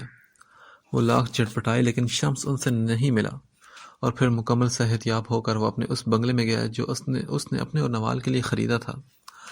اس نے قسم کھائی تھی کہ کبھی بھی اپنے باپ کی شکل نہیں دیکھے گا اور نہ ہی ان کو اپنی شکل دکھائے گا۔ اس نے یشار کو بھی اپنے باپ کی فرعونیت بتائی۔ غصے سے جھنجھناتے اس نے بھی وہاں اسکول بھی چھوڑ دیا اور ہاسٹل بھی۔ اپنے دوست رزم علی کے ساتھ اس کی خالہ کے گھر چلا گیا جو اکیلی ہی تھی، اور پھر وہاں اس نے اسکول بھی بدل لیا۔ اب یوسف خان اپنے دونوں بیٹوں کو کھو چکے تھے اور لکیر پیٹنے کے علاوہ کچھ نہیں کر سکتے تھے۔ شمس کے پاس اتنی تو پراپرٹی تھی کہ اس نے آرام سے اپنا بزنس سٹارٹ کر دیا۔ شمس کی واپس دوبارہ کیسر کے سامنے جانے کی ہمت بھی نہ ہوئی کہ کیا منہ لے کر جاتا۔ اسے پرومس کیا تھا کہ نوال کا خیال رکھے گا۔ وہ تو پہلے قدم پر لڑکھڑاتے ہوئے اس کی موت کے منہ میں جھونک چکا تھا۔ نہ اس نے نوال کے گھر والوں کو پوچھا۔ کیسر کا سامنا تو کر نہیں پایا تھا تو نوال کے گھر والوں کا کیسے سامنا کرتا؟ بس دن کے 2 گھنٹے ہر روز نوال کی قبر پر جا کر وہ اسے پکارتا رہتا تھا۔ 8 سال بعد لاہور ایئرپورٹ سے براؤن آنکھیں، بلو کلر کے 3 پیس سوٹ پہنے، بالوں کو جیل سے سیٹ کیے، ڈائمنڈ نگینوں کی ڈائل والی گھڑی پہنے، بلیک سن گلاسز لگائے، چوڑا چٹانوں جیسا مضبوط جسم لیے وہ شہزادوں جیسی آن بان لیے سب کی توجہ کا مرکز بنا ہوا آ رہا تھا۔ وہ یہاں سے گیا اکیلا تھا، پر لوٹ کر ہرگز اکیلا نہیں آیا تھا۔ اس کے ساتھ اس کا دوست علی بھی تھا، اور رزم علی بھی تو کچھ کم نہیں لگ رہا تھا۔ بلیک سوٹ پہنے وہ بھی انتہائی ہینڈسم اور ڈیشنگ بندہ لگ رہا تھا۔ دونوں ہی اسپیشل فورسز کے انٹیلیجنس آفیسرز بن کر لوٹے تھے. یہاں آ کر بھی فوراً وہ ڈیوٹی جوائن کرنی تھی انہوں نے، اور ایک مشن پر فوراً کام بھی شروع کرنا تھا. وہ دونوں ایئرپورٹ سے باہر نکلے تو اعظم ہاتھوں میں یشار بابا کا بورڈ لیے کھڑا تھا. وہ ہلکا سا مسکرایا اور پاس جا کر کہا، اعظم کیا مجھے بھول گئے ہو؟ میں تو کچھ نہیں بھولا، ایک ایک لمحہ مجھے یاد ہے، ایک ایک بات بھی مجھے یاد ہے. کچھ تو تھا اس کے لہجے میں تو کہ رمز علی بھی چونک پڑا. اعظم اس کی بات پر مسکرانے لگا اور پھر ذرا سا سنجیدہ ہو کر بولا، وہ یشار بابا بڑے صاحب؟ نہیں، ہرگز نہیں اعظم، وہاں تو میں ہرگز نہیں جاؤں گا. پھر وہ دونوں شہزادوں کی طرح شاندار گاڑی میں جا بیٹھے. یشار نے اپنا لیپ ٹاپ آن کیا اور کہا، رزم علی اپنا پرومس یاد ہے نا؟ اپنے ہر مشن سے پہلے ہمیں کون سا مشن سر انجام دینا ہے؟ ہاں یاد ہے، تمہاری الٹی کھوپڑی ہے، جس میں ایک بات سما جائے تو اسے نکالنا ناممکن ہے. پھر شروع ہو گیا نا تاشی نامہ. آخری لائن وہ دل ہی دل میں بڑبڑایا، جبکہ رزم جانتا تھا کہ یشار کے کان بہت تیز تھے اور وہ ہر سرگوشی بھی سن لیا کرتا تھا. یشار نے لیپ ٹاپ بند کر کے لاہور کی سڑکوں پر ایک بے چین نگاہ دوڑائی اور دل ہی دل میں مخاطب ہوا، تاشی دیکھو، تمہارا یش تمہارے لیے لوٹ آیا ہے اور اب دنیا کی کوئی طاقت تمہیں مجھ سے دور نہیں کر پائے گی. بہت انتظار کیا ہوگا نا میرا، جسے پل پل اپنی ہر سانس کے ساتھ میں نے کیا، ہر سانس کے ساتھ تمہارا نام پکارا. جلد، بہت جلد تم میرے سامنے ہوگی، بہت قریب ہوگی. پھر سکون سے آنکھیں بند کر کے اس نے سیٹ کے بیک سے سر ٹکا لیا. پر کیا یہ سب اتنا آسان تھا؟ زری، میری بات سنو پلیز، معروف نے اسے آواز دی. وہ دونوں اس وقت کالج کے پلے گراؤنڈ میں موجود تھی. ایک طرف درختوں کا جھنڈ سا تھا جس کے سائے میں بڑا سا پتھر کا بینچ بنایا گیا تھا جہاں وہ دونوں اکثر اپنی شرارتوں کے منصوبے بناتی تھی.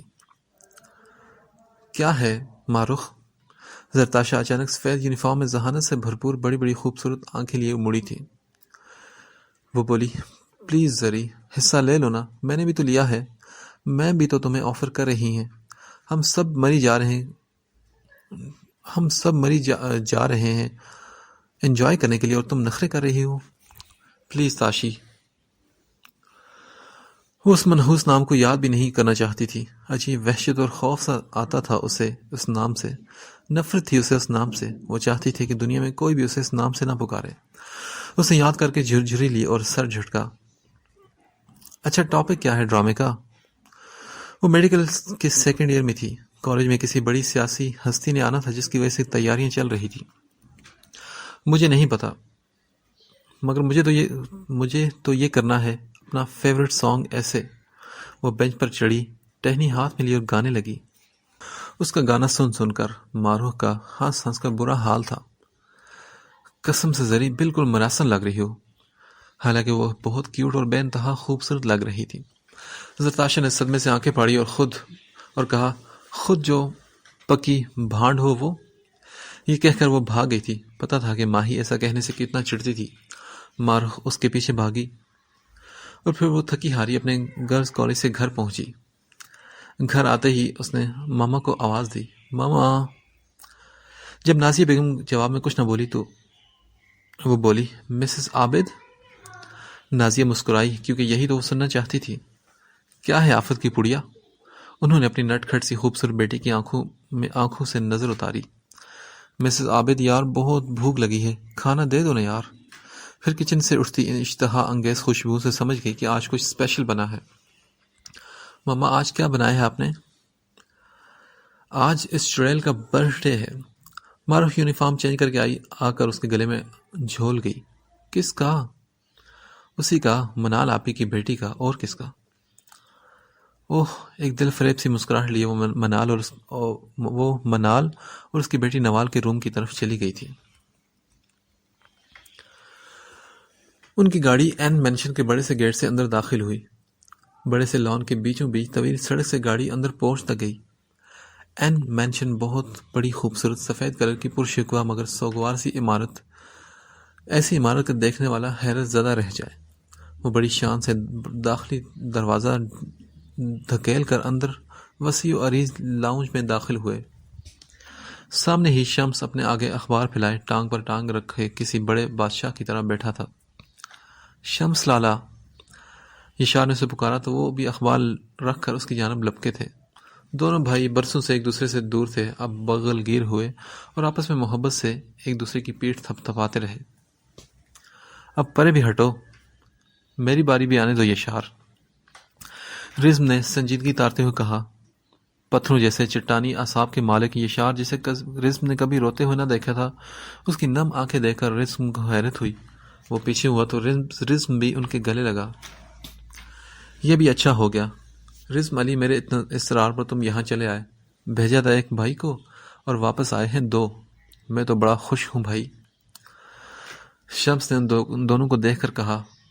یشار نے دیکھا کہ نارمل سی ٹی شرٹ اور ٹراؤزر میں بھی شمس ہلکی داڑھی اور تنی ہی مونچھوں کے ساتھ سوگوار سا آج بھی اتنا ہی ہینڈسم لگ رہا تھا جتنا کہ پہلے لگا کرتا تھا۔ کیا ہوا، ایسے کیا دیکھ رہے ہو یار، سینگ نہیں نکل آئے میرے؟ شمس نے اچانک کہا تو یشار جھیم سا گیا۔ پھر بڑی سے جہازی سائز ڈائننگ ٹیبل پر انہوں نے اکٹھے بیٹھ پیش کر لنچ کیا۔ شمس لالا پلیز یار اب تو شادی کر لیں، یشار کو اس کی اجڑی زندگی بہت تکلیف دیتی تھی۔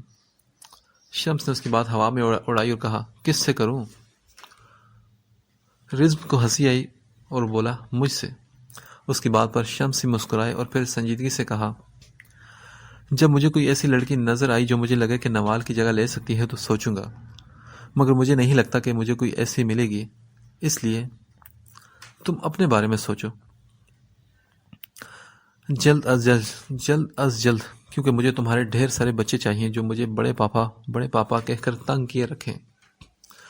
ان کی بات پر یشار نے بھی مسکراہٹ ضبط کی، جبکہ رزم کو تو کھانا ہی گلے میں پھنس گیا۔ لالا آپ بھی نا بات کو گھمانا اچھے سے جانتے ہیں۔ کیا کروں، انٹیلیجنس آفیسرز کا بھائی جو ہوں۔ شمس نے اسے چھیڑا اور پھر کہا، ویسے ڈیوٹی کب جوائن کر رہے ہو؟ لالا ہم تو 24 گھنٹے ڈیوٹی پر ہی ہوتے ہیں۔ اوکے ٹھیک ہے، میرا ہو گیا، کچھ ضروری ای میل سینڈ کرنی ہے، تم لوگ دیکھ لو، آرام کر لو کچھ دیر تک۔ اوکے بھائی۔ وہ چلا گیا کیونکہ شمس بزنس کی دنیا میں آسمان کی بلندیوں کو چھو رہا تھا۔ کچھ ہی عرصے میں اس نے اپنا اچھا خاصا نام اور مقام بنا لیا تھا، اسی لیے اس کے لیے اور یشار کے لیے خود سامنے سے ہزاروں رشتے اس کے ہاتھ میں تھے، لیکن اسے کوئی دلچسپی نہیں تھی۔ شادی خود وہ کرنا نہیں چاہتا تھا اور یشار کا پتہ تھا کہ اس کا بھائی ہے سر پھرا سا، وہ ضرور اسے ڈھونڈے گا جسے یہاں کھو کر گیا تھا۔ ان 7 سال میں اس نے کبھی کیسر کا سامنا کیا ہی نہیں تھا۔ ان کے جڑواں بچوں کی پیدائش پر بھی وہ بس ہاسپٹل جا کر ہیرا سے مل آیا تھا۔ کیسر نے بارہا اس سے ملنے کی اور بات کرنے کی کوشش کی، لیکن وہ خود کو ان کا اور نوال کا مجرم سمجھتا تھا، اس لیے ان سے بات کیے بنا واپس لوٹ آیا تھا۔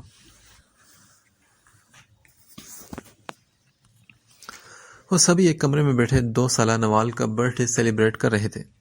زری، ماہی اور نوال نے ادھم مچایا ہوا تھا، جبکہ باقی تینوں نفوس ان کی شرارتوں پر دل کھول کر ہنس رہے تھے۔ اتنے میں دروازہ ناک ہوا۔ زری نے پوچھ کر دروازہ کھولا تو سامنے ہی رضیہ بیگم تھی۔ وہ پھپھو چلا کر ان سے لپٹ گئی تو وہ بھی مسکرا دی۔ سب سے مل کر بیٹھی تو زری بھاگ کر ان کے لیے کولڈ ڈرنک لے آئی۔ اوہو، تو ہونے والی ساس کی خدمتیں ہو رہی ہیں۔ ماہی اس کے کان میں گھسی تو زری نے آہستہ سے شٹ اپ بول کر اسے گھورا تھا۔ وہ بڑوں سے باتوں میں مصروف ہو گئی تو زری ماہی نرو کرتی نوال کو لے کر اپنے کمرے میں چلی گئی۔ رضیہ بیگم عابد حسین کے سامنے اپنے دکھڑے لے کر بیٹھ گئی تو منال نے خفگی سے اپنی ناشکری اور کسی حد تک خود غرض پھپھو کو دیکھا۔ کچھ بولنے لگی تو عابد حسین نے آنکھوں کے اشارے سے اسے منع کر دیا۔ آخر وہ بہن کے ساتھ ساتھ سب سے لاڈلی بیٹی کی ہونے والی ساس جو تھی، ان کا اشارہ پاتے ہی نازیہ اور منال کچن کی جانب کھانے کی تیاری کرنے چل پڑی تو وہ بولی، اف بھائی، میری تو سفر کر کے جان نکل گئی۔ ٹرانسفر کروا لینا آپ اپنا دوبارہ لاہور میں۔ کب تک یہاں اپنوں سے اتنی دور اس چھوٹے سے علاقے میں رہیں گے؟ آپ کو تو پتہ ہی ہے نا ہمارے کیا حالات ہیں، بارات لانا بھی مشکل ہو جائے گا اتنی دور سے۔ اس کی بات سن کر عابد مسکرائے اور بولے، ہاں کیسر کوشش تو کر رہا ہے، انشاءاللہ جلد ہی خوشی کی خبر سنائے گا۔ وہ چھوٹے سے پارک کے سامنے بنے گھر کے دروازے کو یوں گھور کر دیکھ رہا تھا جیسے مطلوبہ چیز ابھی وہاں سے برآمد کر لے گا۔ لندن سے آ کر اس نے نہ خود آرام کیا تھا اور نہ بیچارے رزم کو آرام کرنے دیا تھا۔ گھورنا بند کرو یشار، سبھی لوگ مشکوک نظروں سے دیکھ رہے ہیں تمہیں۔ رزم علی نے اسے چھیڑا تو وہ بولا، مجھے پرواہ نہیں، پھر وہ آگے بڑھا اور دھڑکتے دل سے دروازہ نوک کیا۔ ایک عورت باہر آئی تو وہ شائستگی سے بولا، السلام علیکم آنٹی، یہ عابد حسین کا گھر ہے کیا؟ نہیں بھائی، یہ گھر میرا ہے، میرے نام پہ ہے۔ کیوں؟ اس عورت نے فخریہ بتا کر مشکوک نظروں سے یشار کو دیکھا۔ میرا خیال ہے آپ نے عابد حسین سے خریدا ہوگا۔ یشار کو شاید شدید جھٹکا لگا تھا پہلی ہی بار میں۔ نہیں، ہم نے تو یہ واجد صاحب سے خریدا تھا۔ اوہو، تو واجد صاحب نے عابد حسین سے خریدا ہوگا۔ وہ اب اس عورت کو پریشان کر رہا تھا۔ عورت کی شکل بگڑتے زاویے سے ہی پتہ چل گیا تھا۔ دیکھو بھائی، کس نے کس سے خریدا مجھے نہیں پتا، مجھے تو بس اتنا پتا ہے کہ اب یہ گھر میرے نام ہے۔ عابد حسین کون ہے مجھے نہیں پتا۔ یہ کہہ کر وہ اندر گھسی اور فوراً دروازہ بند کر دیا۔ یشار کی رگیں تن گئی تھی۔ وہ غصے سے سامنے پارک میں گیا اور اسی بینچ پر بیٹھ کر اپنا فون نکالا۔ رزم علی بھی اس کے پیچھے آیا اور اس کے لٹکے جھٹکے ملاحظہ کیے۔ یشار نے اپنے خاص آدمی کا نمبر ڈائل کر کے فون کان کو لگایا۔ ہاں فرید، ایک ایڈریس سینڈ کر رہا ہوں اور پچھلے 8 سال کی اس پراپرٹی کی آنرشپ کی ڈیٹیل مجھے 5 منٹ میں اپنے فون میں چاہیے۔ یہ کہہ کر اس نے فون بند کر دیا۔ شدید ٹینشن میں وہ ٹانگ پر ٹانگ رکھے پاؤں جھلا رہا تھا، جبکہ جب وہ ٹینشن میں ہوتا تھا تو اس کا یہ مخصوص سٹائل ہوتا تھا جس سے رزم علی بخوبی واقف تھا کہ وہ ایک اشتعال کا طوفان بنے اپنے اندر اپنا غصہ دبانے کی کوشش کر رہا ہے۔ اور یہ کیا ہوا تھا؟ پہلا قدم ہی توقع کے برخلاف نکل آیا تھا۔ یشار اپنی ہی سوچوں میں گم تھا۔ تقریباً 5 منٹ بعد ہی اس کی موبائل پر میسج ٹون بجی تھی۔ وہ اتنا ہی طاقتور تھا، اس کے اور رزم کے خاص آدمیوں کا نیٹ ورک بھی۔ ان کا ہوم ورک بے پناہ مضبوط اور مکمل ہوتا تھا، اس لیے تو وہ ہر مشن میں کامیاب ہوتے تھے۔ میسج کی ڈیٹیل نے تو اس کا دماغ ہی الٹ دیا کہ عابد حسین نے تقریباً 7 سال پہلے یہ گھر بیچا تھا، اس کے بعد 2-3 بار یہ مکان بک چکا تھا اور اب پروین بیگم کے نام تھا۔ اس کے پریشان چہرے کو دیکھ کر رزم نے اس سے پوچھا، کیا ہوا؟ یشار نے موبائل اس کی طرف بڑھا دیا تو رزم علی بھی میسج پڑھ کر پریشان ہوا۔ اب کیا ہوگا یشار؟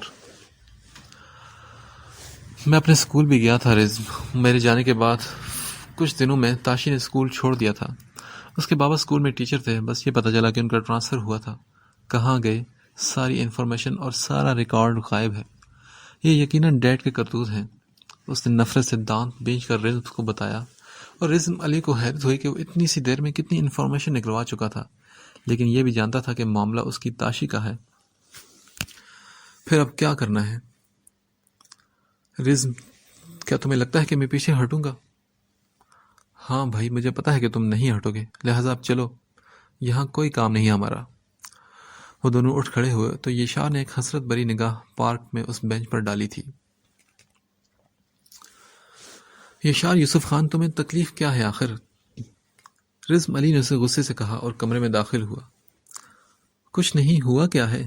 وہ انجان بنا اپنے کمرے میں کھڑا پتہ نہیں کس نادیدہ چیز کو گھور رہا تھا۔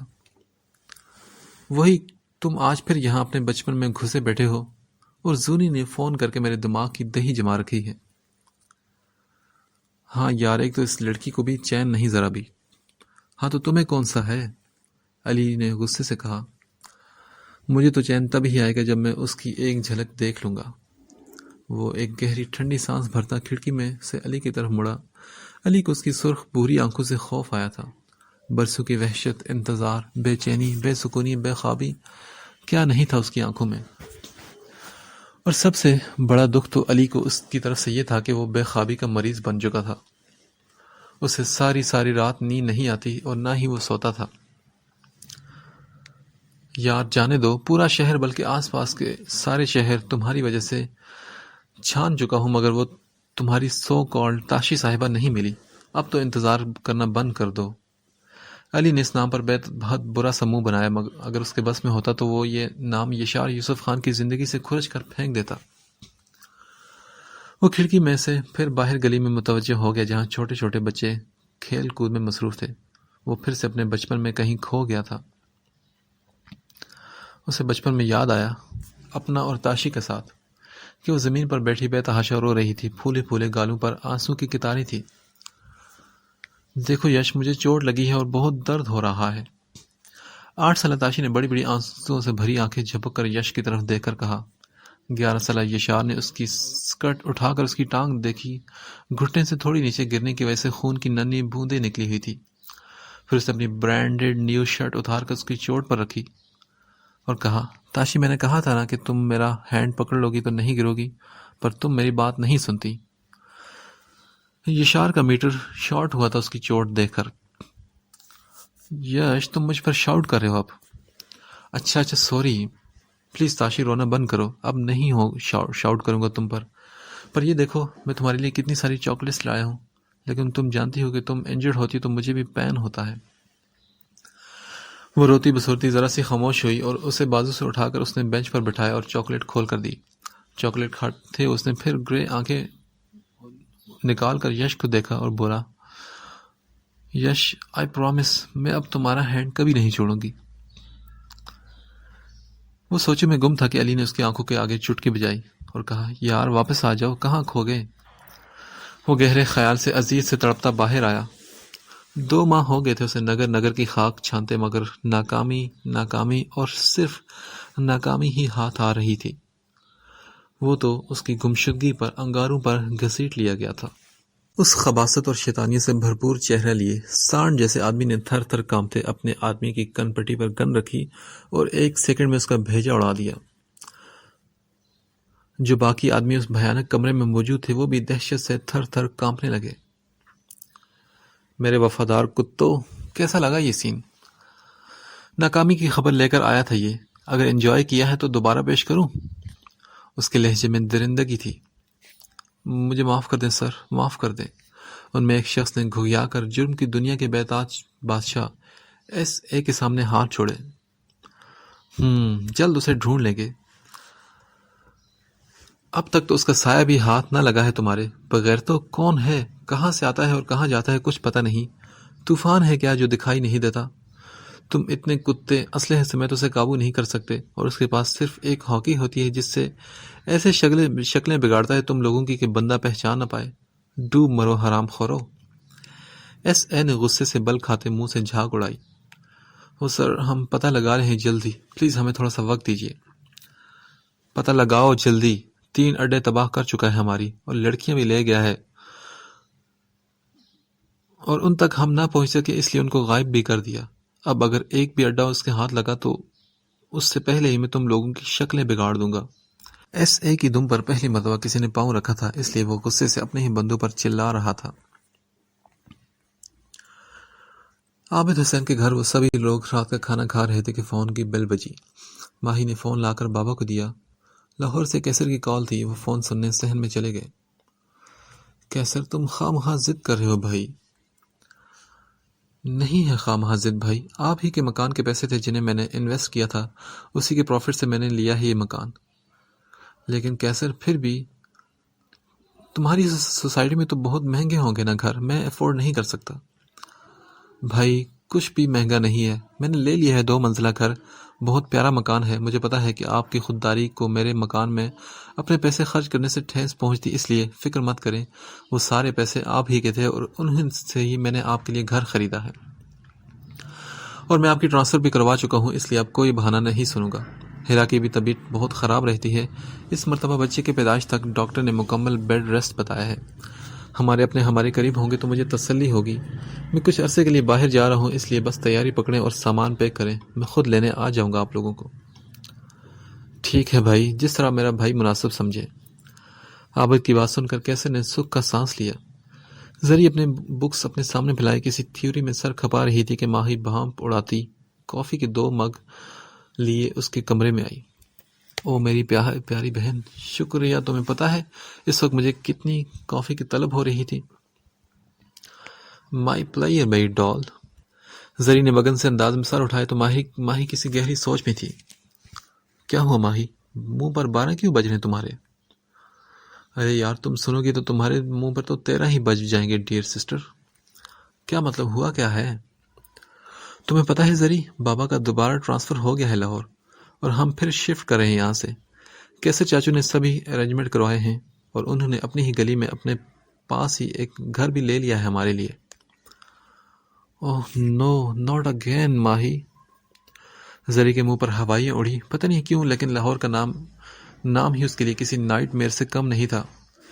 دو ہی یادیں تھیں لاہور سے جڑی، ایک اس کا تلخ بچپن اور دوسری نوال۔ دونوں ہی بے حد تلخ یادیں تھی کہ اس کا حلق تک کڑوا ہو گیا تھا۔ ماہی نے اس کا فک ہوا چہرہ ملاحظہ کیا تو وہ چونک گئی۔ تمہیں کیا ہو زری؟ کیا بات ہے، اتنی پریشان کیوں ہو گئی ہو؟ کچھ نہیں ماہی، پھر سے وہی نئی جگہ اور نئے لوگ۔ تمہیں پتہ ہے نا کہ مجھے بھیڑ بھاڑ اور خود کی طرف اٹھتی لوگوں کی عجیب نظروں سے کس قدر خوف آتا ہے۔ اور وہ سچ ہی تو کہہ رہی تھی۔ گھر میں وہ شیرنی اور باہر یوں خوفزدہ ہوتی تھی جیسے بھیڑ میں کوئی بچہ کھو گیا ہو۔ ایک تو یہ چھوٹا سا علاقہ تھا، دوسرا ان کا گرلز کالج جو کہ بے حد قریب تھا، اس لیے یہاں کبھی کوئی مسئلہ ہوا ہی نہیں تھا، اور اب پھر سے ان کے گلے پر ایک تلوار لٹک گئی تھی۔ ریلیکس سری، ہاؤسنگ سوسائٹیز میں اتنی بھیڑ بھاڑ نہیں ہوتی، اور یوں بھی وہاں ہم حجاب کر لیا کریں گے۔ اور یہ جو گرے آنکھیں ہیں نا، جو چیخ چیخ کر کہتی ہیں کہ آؤ ہمیں دیکھیں، ان کا کیا کروں میں؟ وہ اتنی بیزار تھی اپنے آپ سے کہ اپنے خود کو ہی کوس رہی تھی۔ تو تم لینس یوز کر لیا کرو نا یار، جن سے تمہاری آنکھیں بلیک لگیں۔ ماہی کے پاس اس کی ہر پرابلم کا سلوشن تھا۔ ہاں یہ ٹھیک رہے گا۔ وہ مطمئن سے ہوئی تو ماہی کی آنکھیں پھیل گئی۔ وہ تو مذاق میں سے چھیڑ رہی تھی، لیکن وہ تو خود اپنے حسن سے اور اپنی بے حد حسین گرے آنکھوں سے تنگ تھی۔ وہ لوگوں کی گندی نظروں سے اس قدر خائف تھی کہ ایسا کر گزرنے کو بھی تیار ہو چکی تھی۔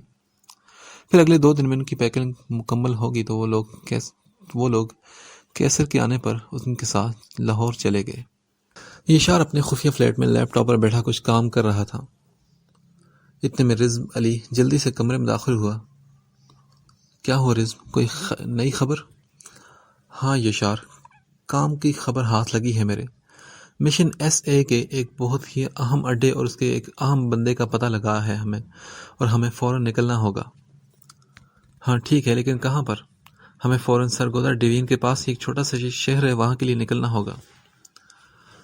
ہاں ٹھیک ہے، چلو پھر۔ وہ وہاں سے اپنے مخصوص کمرے میں آئے اور اپنا مکمل حلیہ اور چہرہ چینج کر لیا۔ اب وہ سادہ سے آوارہ اور لوفر ٹائپ لڑکوں کے حلیوں میں تھے۔ چہرے بھی مکمل طور پر چینج تھے۔ یشار اور رزم لینس لگا کر آنکھوں کا کلر بھی اکثر چینج کر لیتے تھے۔ وہ بس سے اترے تو رزم نے ایک جانب اشارہ کیا۔ آن ڈیوٹی وہ صرف مہارت سے اپنی آنکھوں سے بات کیا کرتے تھے۔ جینز کی بلو پینٹس اور بلیک ہوڈی شرٹس میں دونوں ہاتھ شرٹ کی پاکٹ میں ڈالے، وہ بڑا پرسکون سا سٹائل تھا اس کا۔ کچے پکے جھاڑیوں والے خاردار راستوں سے ہو کر وہ دونوں آگے بڑھے۔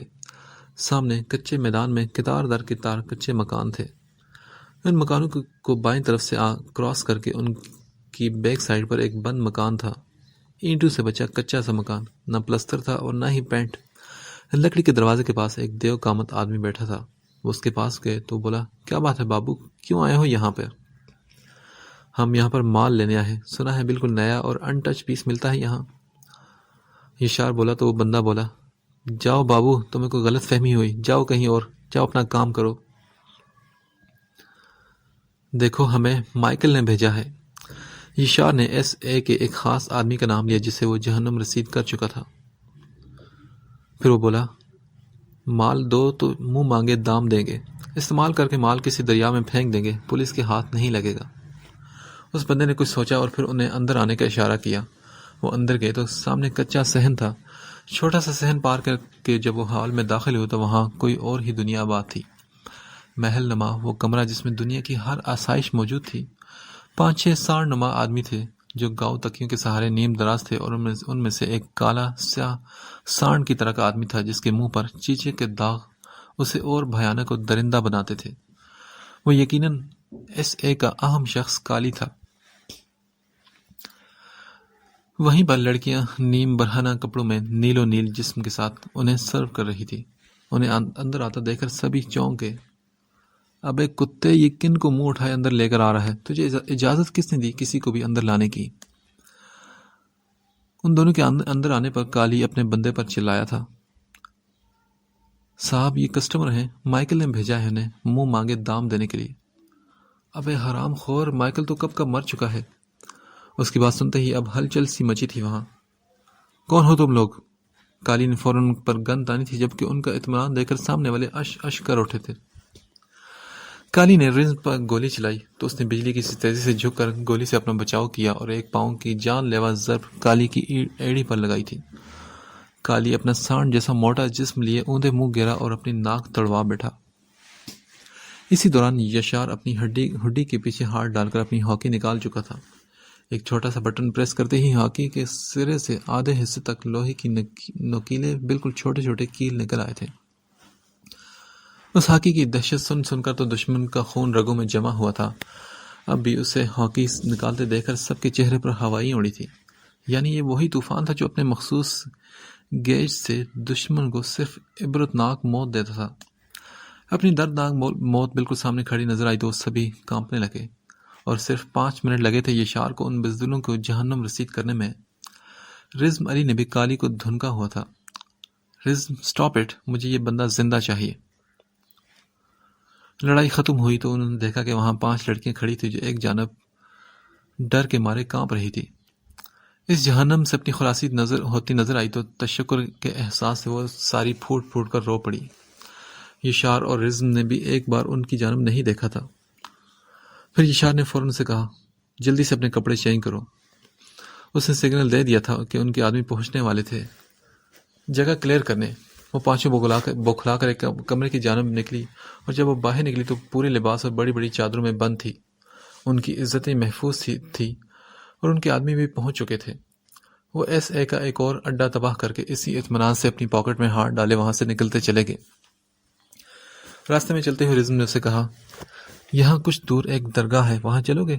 سنا ہے بڑی کرامت والی جگہ ہے، جو چاہتا ہے دل میں سکون لے کر لوٹتا ہے۔ اس کی بات سن کر یشار نے کہا، ہاں چلو۔ دوسری جانب عابد حسین کے گھر سے کیسر نے ان سب کو گاڑی میں بٹھایا۔ ایک گاڑی وہ خود ڈرائیو کر رہے تھے، دوسرا ان کا ڈرائیور۔ کیسر کے ساتھ منال، اس کی گود میں نوال، زری اور ماہی تھے، جبکہ ڈرائیور کے ساتھ عابد اور نازیہ بیگم تھے۔ گاڑیاں اس وقت درگاہ کی طرح رواں دواں تھی۔ جانے سے پہلے وہ لوگ ایک آخری سلام اس درگاہ کو کر کے جانا چاہتے تھے۔ گاڑیاں درگاہ کے چاروں طرف بنے قبرستان کے باہر کھلے میدان میں کھڑی کر کے وہ آگے بڑھے۔ سب خواتین عورتوں والی سائیڈ کی جانب رکی، جبکہ کیسر مردوں والی سائیڈ پر چلے گئے۔ ابھی وہ فاتحہ پڑھ رہے تھے کہ کسی نے ان کے کندھے پر ہاتھ رکھا۔ انہوں نے چونک کر پیچھے دیکھا تو ایک عجیب سے ہولیے میں انجان مگر خوبصورت سا لڑکا سر پر رومال باندھے انہیں مسکراہٹ لیے دیکھ رہا تھا۔ پھر وہ بولا، آپ کیسر حسن ہیں نا؟ کیسر اس کے منہ سے اپنا نام سن کر حیران ہوئے اور بولے، ہاں، مگر تمہیں کیسے پتا؟ میں یشار ہوں انکل، یشار یوسف خان۔ اس کا نام سن کر کیسر کو خوشگوار حیرت ہوئی۔ اس کے بارے میں ہیرا سے جانتے تھے تو انہیں اندازہ ہو گیا کہ اس نے یہ حلیہ جان بوجھ کر بنایا ہوگا۔ پھر وہ دونوں گرم جوشی سے گلے لگے۔ رزم علی نے بھی آگے بڑھ کر مصافحہ کیا۔ یشار حیران ہوا کہ وہ یہاں اتنی دور اس درگاہ پر کیا کر رہے تھے۔ پھر وہ بولا، مگر انکل آپ یہاں کیسے؟ ہاں یشار، میں اپنے بھائی کی فیملی کو یہاں سے لینے آیا تھا، وہ لوگ یہاں سے لاہور شفٹ کر رہے ہیں۔ کاش کہ یشار پوچھ لیتا کہ کون سے بھائی، لیکن اسے تو ایک عجیب سی بے چینی محسوس ہو رہی تھی، جیسے اس کی زندگی یہیں کہیں آس پاس ہو۔ اسے عجیب سی وحشت ہوئی۔ تو کیسر بولے، اگر تمہارا کام مکمل ہو گیا تو ہمارے ساتھ چلو۔ نہیں انکل، اس کی ضرورت نہیں، بہت شکریہ۔ یشار تو پاگلوں کی طرح ادھر ادھر دیکھ رہا تھا جب رزم نے ہی جواب دیا، اوکے بچوں، پھر میں چلتا ہوں، بھائی میرا انتظار کر رہے ہوں گے۔ وہ بھیڑ ہونے کی وجہ سے پہلے ہی وہاں سے جا چکے تھے۔ لمبا سفر کرنا ہے، ہمیں نکلنا چاہیے۔ وہ وہاں سے نکلے تو خواتین کی طرف سے 4 خواتین ان کے ہم قدم ہوئی، جن کو یشار دور تک جاتے ہوئے دیکھتا رہا۔ وہ یہاں سکون کی تلاش میں آیا تھا، مگر جانے کیوں کسلی مچھلی کی طرح تڑپ چکا تھا۔ رزم علی نے اسے ہلتے نہ دیکھ کر کہا، چلیں ہم؟ نہیں رزم، میں کچھ دیر یہاں رکنا چاہتا ہوں۔ اچھا ٹھیک ہے، پھر میں تمہارا گاڑی میں ویٹ کر رہا ہوں۔ یہ کہہ کر وہ بھی وہاں سے نکلتا چلا گیا، جبکہ یشار لال آنکھیں بند کیے درگاہ کے برآمدے کی دیوار سے ٹیک لگائے زمین پر بیٹھا تھا۔ ایک ٹانگ نیچے بچھائے، ایک ٹانگ فولڈ کیے اوپر بازو رکھا ہوا تھا اور سر دیوار سے ٹکائے کچھ سکون محسوس کر رہا تھا۔ 10 سال میں اس نے ایک بار بھی یہ نہیں سوچا تھا کہ واپس لوٹنے کے بعد اسے تاشی وہاں نہیں ملے گی جہاں وہ اسے چھوڑ کر گیا تھا۔ وہ دیوانہ بنا ڈھونڈتا پھرا شہر لاہور میں اسے گلیوں گلیوں، مگر اس کا پتہ نہیں معلوم تھا۔ خود پر کسی کی پرجلال نظروں کا ارتکاز محسوس کر کے اس نے نم ہوئی آنکھیں کھولی تو سامنے برآمدے کے پار بنے حد نظر قبرستان کے بیچوں بیچ برگد کے درخت کے نیچے وہ درویش بیٹھا اس کی جانب دیکھ رہا تھا۔ اس بابا نے اشارہ کر کے یشار کو اپنے پاس بلا لیا۔ وہ بھی بے اختیار اٹھ کر اس کی جانب بڑھا، ان کے قریب گیا تو انہوں نے جلالی انداز میں اس کو بیٹھنے کو بولا۔ یشار فوراً بیٹھ گیا، کیونکہ کچھ تو تھا ان کے پرجلال چہرے پر، کچھ نور سا تھا ان کے چہرے پر۔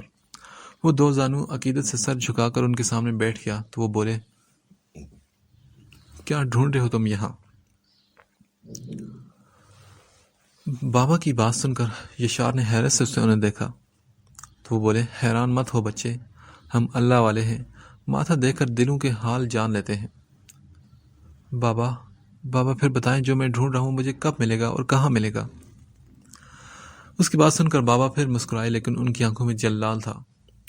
وہ بولے، یہ تو ڈھونڈنے والی کی تڑپ اور طلب پر منحصر ہے کہ وہ کتنی شدت سے اپنی منزل کو ڈھونڈ رہا ہے، لیکن فکر مت کرو، تمہاری منزل، تمہاری تڑپ اسے تمہارے پاس کھینچ لائے گی، جہاں تم نے اسے کھویا تھا وہیں سے۔ یشار اس کی بات سن کر بے تحاشا چونک اٹھا تھا، پھر ان کی بات سمجھ کر اس کی روح تک سکون آیا تھا، پتہ نہیں کیوں۔ بابا پھر بولے، تمہیں پتہ ہے بچے، آئین کے بعد غین کیوں آتا ہے؟ کیونکہ آئین، عشق کے بعد غم تو پہلے سے ہی طے ہے، آگ کا دریا ہے جسے پار کرنے میں جان پر بن جائے گی۔ تیرے ماتھے پر لکھا ہے کہ تم ایک کڑا امتحان دو گے، عشق میں آگ کے دریا سے گزرنا ہوگا تمہیں، انگاروں کی بھٹی میں جلو گے تم، مگر تمہارے قدم نہیں لڑکھڑانے چاہیے، ننگی تلوار پر چلنے جیسا ہوگا یہ امتحان، کیا تم دے سکو گے یہ؟ بابا کے لہجے میں جیسے چیلنج تھا تو وہ گہرا سا مسکرایا اور بولا، دنیا کا کوئی درد، کوئی تکلیف مجھے میرے عشق کے امتحان میں دینے سے پیچھے نہیں ہٹا سکتا بابا۔ دیکھ لو بچے، پاس ہوئے تو منزل ملے گی، فیل ہوئے تو منزل دور ہوگی تجھ سے، فنا ہو جائے گی اور مر جائے گی۔ ان کی بات سن کر یشار کا دل کسی نے مٹھی میں بیچ لیا۔ نہیں بابا، میں پاس ہو کر دکھاؤں گا، کبھی فیل نہیں ہوں گا۔ ٹھیک ہے بچے، جاؤ، اب ہماری عبادت کا وقت ہو چکا ہے۔ وہ جو ماہی بے آپ کی طرح تڑپتا یہاں آیا تھا، کچھ سکون ملا تھا اسے، وہ پھر سے آ کر اپنی سابقہ پوزیشن میں بیٹھ گیا۔ اس کی ہر سانس تاشی تاشی پکار رہی تھی، اس کی روح میں اس کی خوشبو معلق تھی، اس کا عشق اس کی رگوں میں خون بن کر دوڑ رہا تھا۔ اسے خوف تھا کہ تاشی ناراض ہوگی مجھ سے، کیونکہ میں اسے چھوڑ کر گیا تھا، بتایا بھی نہیں، پر میں منا لوں گا اسے، وہ مان جائے گی، کیونکہ اسے ماننا ہی ہوگا۔ کیا وہ ٹھیک تو ہوگی نا؟ بالکل ٹھیک، میرے لیے، صرف اور صرف میری تاشی۔ اور ابھی بھی اسے لگا تھا کہ وہ جیسے اس کے آس پاس ہے، کہیں وہ اس کی موجودگی محسوس کر سکتا تھا۔ بچپن میں بھی جب وہ پارک میں اس سے پہلے آ کر چھپ جاتی تھی تو وہ محسوس کر لیتا تھا کہ تاشی آ چکی ہے، مگر اس سے کہیں چھپی ہوئی ہے۔